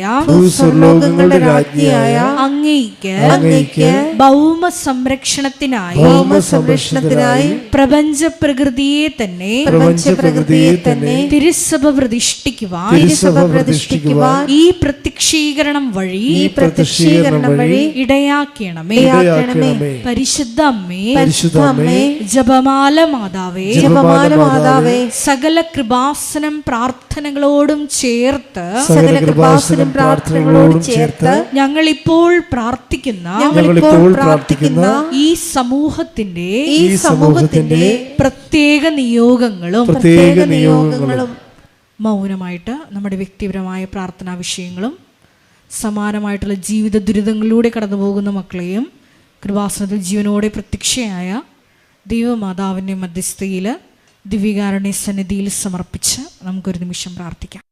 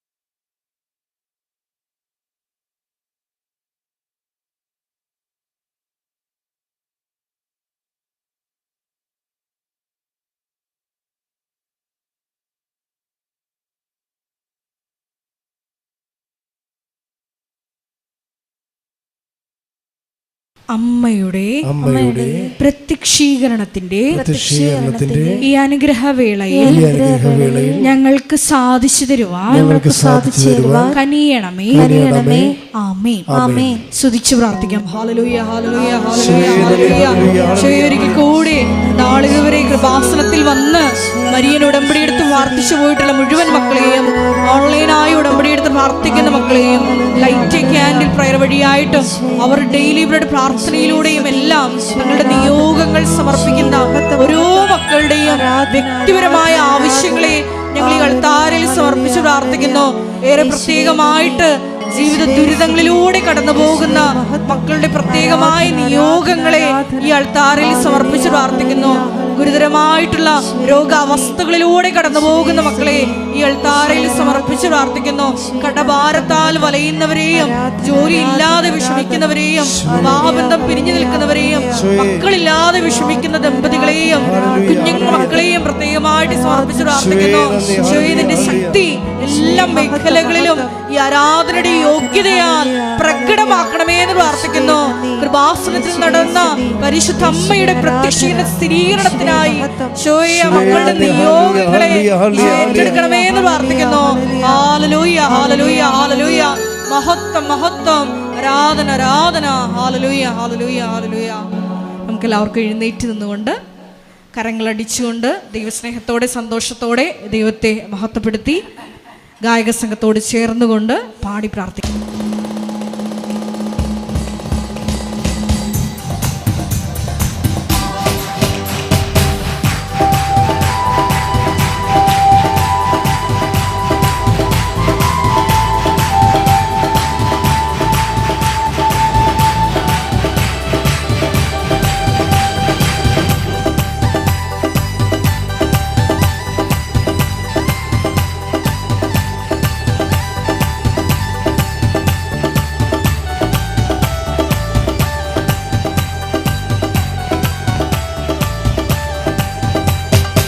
പ്രാണപ്രിയ പ്രാണപ്രിയ ചങ്കിലെ ചോരവനെ വീണ്ടെടുത്തവനെ വീണ്ടെടുത്തുവാനാ ഉച്ചത്തിൽ പാടാ പ്രാണപ്രിയ പ്രാണപ്രിയ ചങ്കിലെ ചോരവനെ വീണ്ടെടുത്തവനെ വീണ്ടെടുത്തുവാനാ പ്രാണപ്രിയൻ തന്റെ ചങ്കിലെ ചോര എന്നെയും വീണ്ടെടുത്തു പ്രാണപ്രിയൻ തന്റെ ചങ്കിലെ ചോര എന്നെയും വീണ്ടെടുത്തു. നന്ദി യേശുവേ, നന്ദി യേശുവേ, നീ ചെയ്ത നന്മകൾ ഒരായിരം നന്ദി. നന്ദി യേശുവേ, നന്ദി യേശുവേ, നീ ചെയ്ത നന്മകൾ ഒരായിരം നന്ദി. ശക്തിയാല കൈയുടെ ബലത്താല നിന്റെ എന്നെ നടത്തിയത്. ശക്തിയാല കൈയുടെ ബലത്താല നിന്റെ എന്നെ നടത്തിയത്. നിന്നത് കൃപയാ കൃപയാ ദൈവ കൃപയാ നിത്യദയ ദയയാ ദയയാ നിത്യദയയാ. പ്രാണപ്രിയ പ്രാണപ്രിയ ചങ്കിലെ ചോര തന്നെ വീണ്ടെടുത്തവരെ വീണ്ടെടുത്തു. പ്രാണപ്രിയ പ്രാണപ്രിയ ചങ്കിലെ ചോര തന്നെ വീണ്ടെടുത്തവരെ വീണ്ടെടുത്തു. പ്രാണപ്രിയൻ തന്റെ ചങ്കിലെ ചോര എന്നെയും വീണ്ടെടുത്തു. പ്രാണപ്രിയൻ തന്റെ ചങ്കിലെ ചോര എന്നെയും വീണ്ടെടുത്തു. നന്ദി യേശുവേ, നന്ദി യേശുവേ, നന്ദി യേശുവേ, നീ ചെയ്ത നന്മകൾ ഒരായിരം നന്ദി. നന്ദി യേശുവേ, നന്ദി യേശുവേ, നീ ചെയ്ത നന്മകൾ ഒരായിരം നന്ദി. ശക്തിയാല കൈയുടെ ബലത്താല നിന്റെ എന്നെ നടത്തിയത്. സ്തുതിക്കട്ടെ. ഹല്ലേലൂയ, ഹല്ലേലൂയ. പിതാവേ മഹത്വം, പിതാവേ ആരാധന, യേശുവേ നന്ദി, യേശുവേ ആരാധന. ഒരിക്കൽ കൂടി ഉപാസനത്തിന് ആരോഗ്യത്തെ സമർപ്പിച്ച് പ്രാർത്ഥിക്കുന്നു. സംസാരിക്കണമേ എന്ന് പ്രാർത്ഥിക്കുന്നു. ആഴമായിട്ടുള്ള വചന ബോധ്യങ്ങൾ നൽകണമേ എന്ന് പ്രാർത്ഥിക്കുന്നു.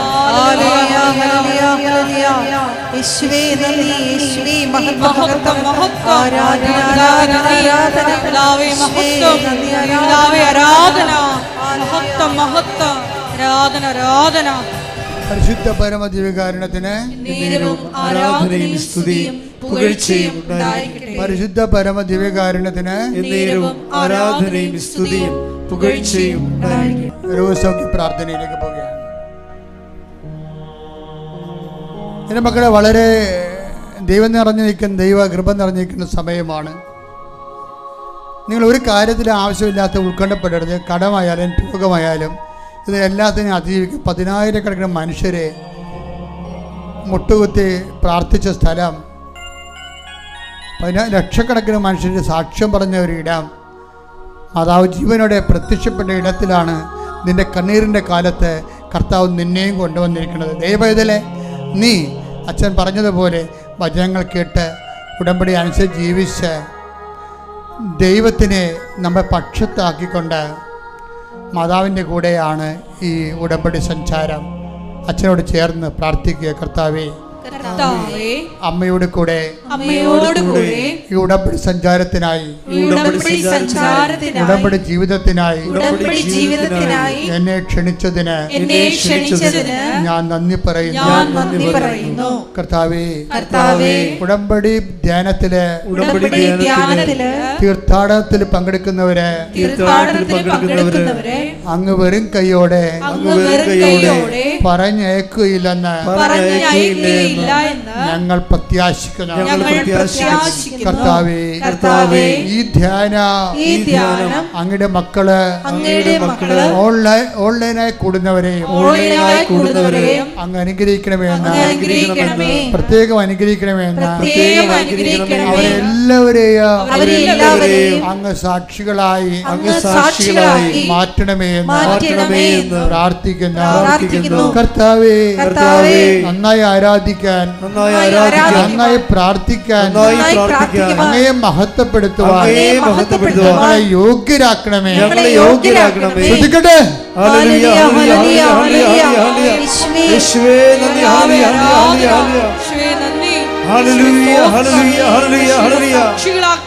ഓരോരുത്തരെയും എഴുത്താറിൽ ഉയർത്തണമേ. കൃപയാലേ കൃപയാലേ കൃപയാലനുദിനവും കൃപയാലേ കൃപയാലേ കൃപയാലനുദിനവും ബലഹീനതയിൽ ബലവേദി ബലമായോരു നടത്തിടുന്നു. ബലഹീനതയിൽ ബലവേദി ബലമായോരു നടത്തിടുന്നു. കൃപയാലേ കൃപയാലേ കൃപയാലനുദിനവും കൃപയാലേ കൃപയാലേ കൃപയാലനുദിനവും. പരിശുദ്ധ പരമദിവ്യകാരുണ്യത്തിന് ആരാധനയും സ്തുതിയും പുകഴ്ചയും ഉണ്ടായിരിക്കട്ടെ. മക്കളെ, സന്തോഷത്തോടെ രോഗികളായിട്ടുള്ളവരെ രോഗമുള്ളിടത്ത് അവിടെ കൈകൾ വെക്കുക. ആ കൈകളെ കർത്താവിൻ്റെ തിരുമുറുപാടുന്ന വലത് കരം നിങ്ങളുടെ കൈകളോട് ചേർത്ത് വെക്കാൻ അച്ഛനും അമ്മയുടെ മധ്യസ്ഥത്തിൽ ഈശോനോട് പ്രാർത്ഥിക്കുന്ന സമയമാണ്. കിഡ്നി രോഗികൾ കിഡ്നിയുടെ പല സ്ഥലങ്ങളിൽ നടുവിലെ കൈകൾ വെക്കുക. നെഞ്ചരിച്ചിലുള്ളവർ, കരരോഗികളൊക്കെ നെഞ്ചിൻ്റെ കൂടിന് കൈകൾ വെക്കുക. ശ്വാസകോശ രോഗികളെ നെഞ്ചിൽ കൈകൾ വെക്കുക. സ്പോണ്ടിലോസ് രോഗികൾ, തൈറോയ്ഡ് രോഗികൾ ഒക്കെ കഴുത്തിൽ കൈകൾ വെക്കുക. മനസ്സിൽ പറഞ്ഞുകൊണ്ടിരിക്കുക, കർത്താവേ, എൻ്റെ ഈ കൈ നിൻ്റെ കൈയായി മാറ്റണമേ. എൻ്റെ കൈകൾ അതാത് രോഗങ്ങളുള്ളവർ രോഗങ്ങളുടെ ഇടത്ത് യേശുവിൻ്റെ നാമത്തിൽ കൈകൾ വെച്ച് പ്രാർത്ഥിക്കണം. പ്രാർത്ഥിക്കേണ്ടത് ഇതാണ്: കർത്താവേ, എൻ്റെ ഈ കൈകളെ ആണിപ്പഴുതാർന്ന നിൻ്റെ കൈകളായി മാറ്റണമേ. രക്തസ്രാവ രോഗമുള്ളവരുണ്ട്, പിസ്തുല രോഗികളുണ്ട്, PCOD രോഗികളുണ്ട്. അടിവയറ്റിലൊരു കൈകൾ വെച്ച് പ്രാർത്ഥിക്കണം. അവർ പറയണം കർത്താവിനോട്, കണ്ണീരോടെ പറയണം: കർത്താവേ, ഈ അനുഗ്രഹത്തിൻ്റെ ഈ നിമിഷം പരിശുദ്ധമ്മ ദേവമാതാവ് ജീവനോടെ പ്രത്യക്ഷപ്പെട്ട ഈ അൾത്താരയിൽ കർത്താവിൻ്റെ പരിശുദ്ധമായ ദിവസം ഞായറാഴ്ച അതിരാവിലെ വന്ന് പ്രാർത്ഥിക്കുവാനും സ്തുതിക്കുവാനും നിൻ്റെ പുനരുദ്ധാനത്തെ മഹോത്സവത്തെ വാഴ്ത്തി പാടുവാനും ഞങ്ങളെ പ്രത്യേകം ക്ഷണിച്ചതിന് നന്ദി പറയുന്നു കർത്താവേ. അടിപ്പിണർ പോലെ, വൈദ്യുത ആഘാതം പോലെ ദൈവികമായ ശക്തികൾ നിങ്ങൾ കൈവച്ച ഇടത്തേക്ക് പ്രവേശിക്കട്ടെ. ശ്രുതിക്കട്ടെ. ഹല്ലേലൂയ, ഹല്ലേലൂയ. യേശുവേ, ഹല്ലേലൂയ. യേശുവേ, മഹത്വം, മഹത്വം, മഹത്വം, പെട്ടുകൊണ്ട് അങ്ങയുടെ നാമത്തെ ഹല്ലേലൂയ, ഹല്ലേലൂയ, ഹല്ലേലൂയ, ഹല്ലേലൂയ, ഹല്ലേലൂയ. യേശുവേ, ആരാധന, ആരാധന, ആരാധന. യേശുവേ, നന്ദി, മഹത്വം, മഹത്വം, മഹത്വം, മഹത്വം. ഹല്ലേലൂയ, ഹല്ലേലൂയ, ഹല്ലേലൂയ, ഹല്ലേലൂയ.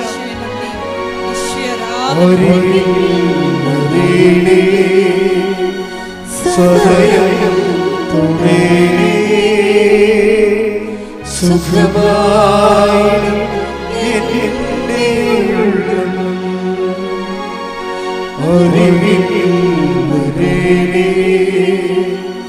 സ്വയം തുണേ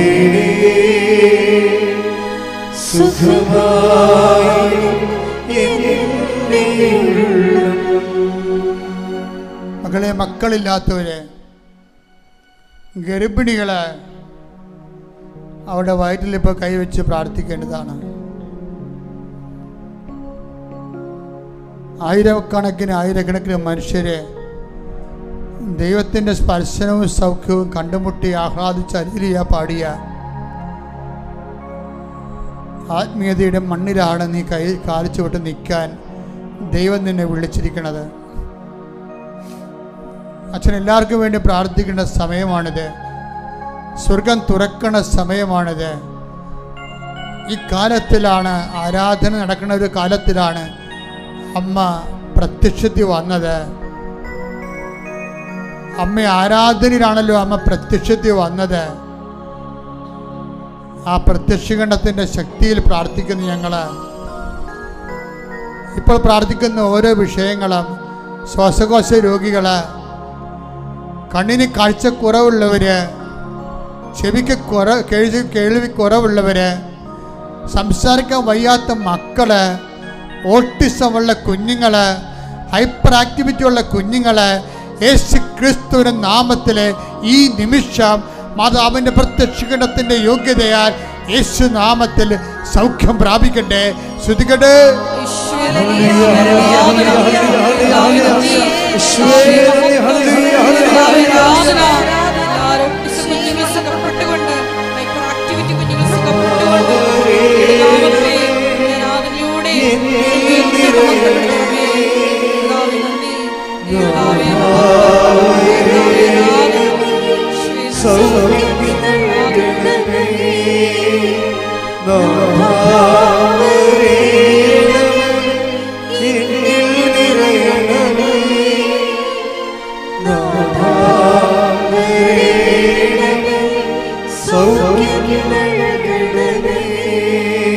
പരിശുദ്ധ പരമ ദിവ്യകാരുണ്യത്തിന്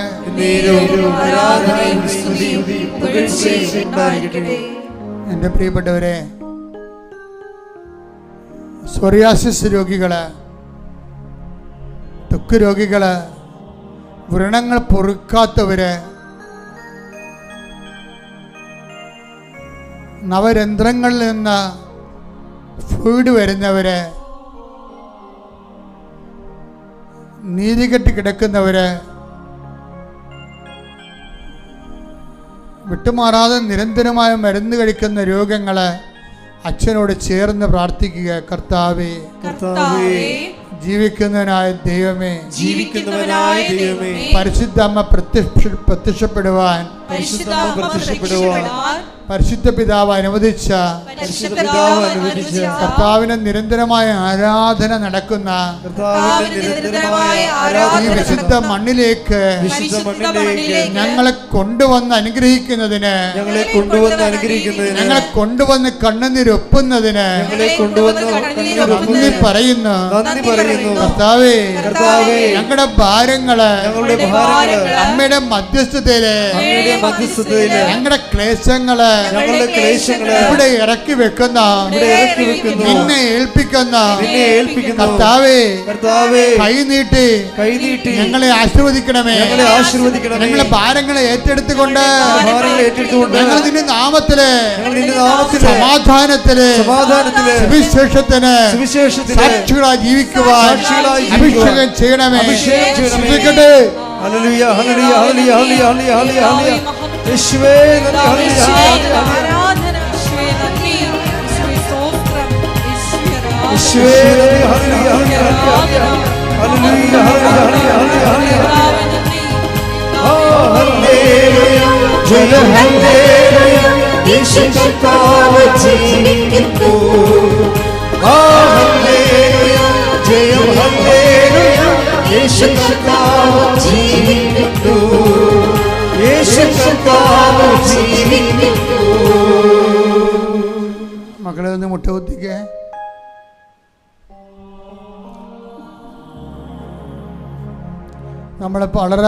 നമ്മുടെ കുടുംബത്തെ ബാധിക്കുന്ന വളരെ ഗുരുതരമായ ചില വിഷയങ്ങൾക്ക് വേണ്ടി പ്രാർത്ഥിക്കാൻ പോവുകയാണ്. ജോലിയില്ലാതെ നിൽക്കുന്ന മക്കള്, നിങ്ങളൊന്ന് കൈകൂപ്പിക്കുക. എല്ലാവരും മാതാവിൻ്റെ അടുത്ത് മധ്യസ്ഥം വഹിച്ച് ഈശോ തിരുസന്നിധിയിൽ പ്രാർത്ഥിക്കുക. ജോലിയില്ലാതെ നിൽക്കുന്ന മക്കൾ, ഈ പ്രാർത്ഥന കൊണ്ട് അവർക്ക് ജോലി കിട്ടണം. നിങ്ങൾ സാങ്കേതികമായ ഒരു വിഷയത്തിന് വേണ്ടി വിശ്വാസിയുടെ പ്രാർത്ഥന പോലെ ഒരു സാധനം പ്രാർത്ഥിക്കുകയല്ല. നമ്മൾ കൃപാസന അൾത്താരയിൽ നിന്ന് പ്രാർത്ഥിക്കുമ്പോൾ ഇതിൻ്റെ ജോലിയില്ലാത്തതിൻ്റെ വേദന നമ്മുടെ ഉള്ളിൽ ഉൾക്കൊണ്ടിട്ടാണ് അത് പ്രാർത്ഥനയൊക്കെ മാറ്റണത്. പെണ്ണ് കെട്ടാത്തവരുണ്ട്, ഇനി കല്യാണം വേണ്ടെന്നും പറഞ്ഞ് നിൽക്കുന്ന തിന്മയുടെ അരൂപിയുള്ള ആൾക്കാരുണ്ട്. അങ്ങനെ ഒരു സ്റ്റേറ്റ് ഓഫ് ലൈഫ് ദൈവം പറഞ്ഞിട്ടില്ല. നിന്റെ സുഖത്തിന് വേണ്ടി നീ തിരഞ്ഞെടുത്ത ദോഷം ചെയ്യുമെന്ന് പരിശുദ്ധാത്മാവ് നിനക്ക് ബോധ്യം തരണില്ല. ഈ പ്രാർത്ഥനയിലൂടെ അങ്ങനെയുള്ള മക്കളെ സമർപ്പിച്ച് അമ്മമാർ പ്രാർത്ഥിക്കണം. കല്യാണം കിട്ടാതെ നിൽക്കുന്ന ചെറുക്കന്മാരുടെ എണ്ണം കൂടുതലാണ്. അതൊക്കെ ഭാവിയിൽ സഭയെ അത് ബാധിക്കാം, സമൂഹത്തെ അത് ബാധിക്കാം. ആ മേഖലകളെല്ലാം സമർപ്പിച്ച് പ്രാർത്ഥിക്കാൻ ഞാൻ നിങ്ങളെ മുട്ട നിർത്തിയിരിക്കുന്നത്. വിസ പുതുക്കി കിട്ടാത്തവരുണ്ട്. ലോകം മുഴുവനുള്ള മക്കൾ ഈ പ്രാർത്ഥന കേൾക്കുന്നവരെല്ലാം ആ സമയത്ത് മുട്ട നിൽക്കേണ്ടതാണ്. വിസ പുതുക്കി കിട്ടാത്തവരുണ്ട്.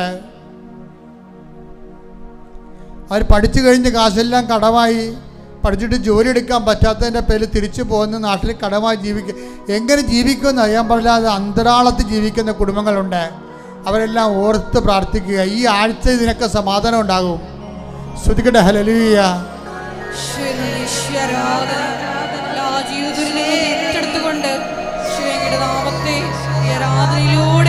സാക്ഷ്യങ്ങളിലൂടെ മഹത്വപ്പെടുത്തണമേ. ദൈവപിതാവേ നന്ദി, ദൈവപിതാവേ മഹത്വം, ദൈവപിതാവേ ആരാധന, യേശുവേ നന്ദി. പല ആൾക്കാരും ജോലിക്ക് പോകുന്നവരുണ്ട്, ജോലി മുടങ്ങി നിൽക്കുന്നവരുണ്ട്, ഇൻ്റർവ്യൂ നടക്കാത്തവരുണ്ട്, ഇൻ്റർവ്യൂവിന് വിളിക്കാത്തവരുണ്ട്, കൊടുത്ത പണം നഷ്ടപ്പെട്ടവരുണ്ട്, പറ്റിപ്പിൽ അകപ്പെട്ടവരുണ്ട്. അവരെല്ലാം ഓർത്ത് പ്രാർത്ഥിക്കുന്ന സമയമാണിത്. കുടുംബ കലഹങ്ങൾ, കുടുംബ വഴക്കുകൾ, മാറി താമസങ്ങൾ, വിഘടിച്ച് നിൽക്കുന്നവർ, കേസിൽ അകപ്പെട്ടിരിക്കുന്നവർ,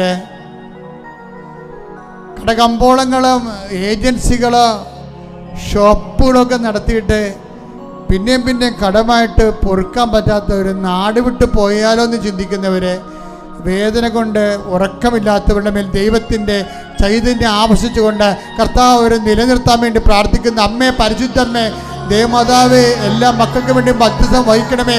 അവരെ ഏറ്റെടുത്ത് നിർത്തണമേ, നിലനിർത്തണമേ. ശ്രദ്ധിക്കട്ടെ. ആരാധന, മഹത്വം, മഹത്വം, ആരാധന, ആരാധന. പിതാവേ നന്ദി, പിതാവേ ആരാധന, ആരാധന. ഹല്ലേലൂയ, ഹല്ലേലൂയ, ഹല്ലേലൂയ, ഹല്ലേലൂയ.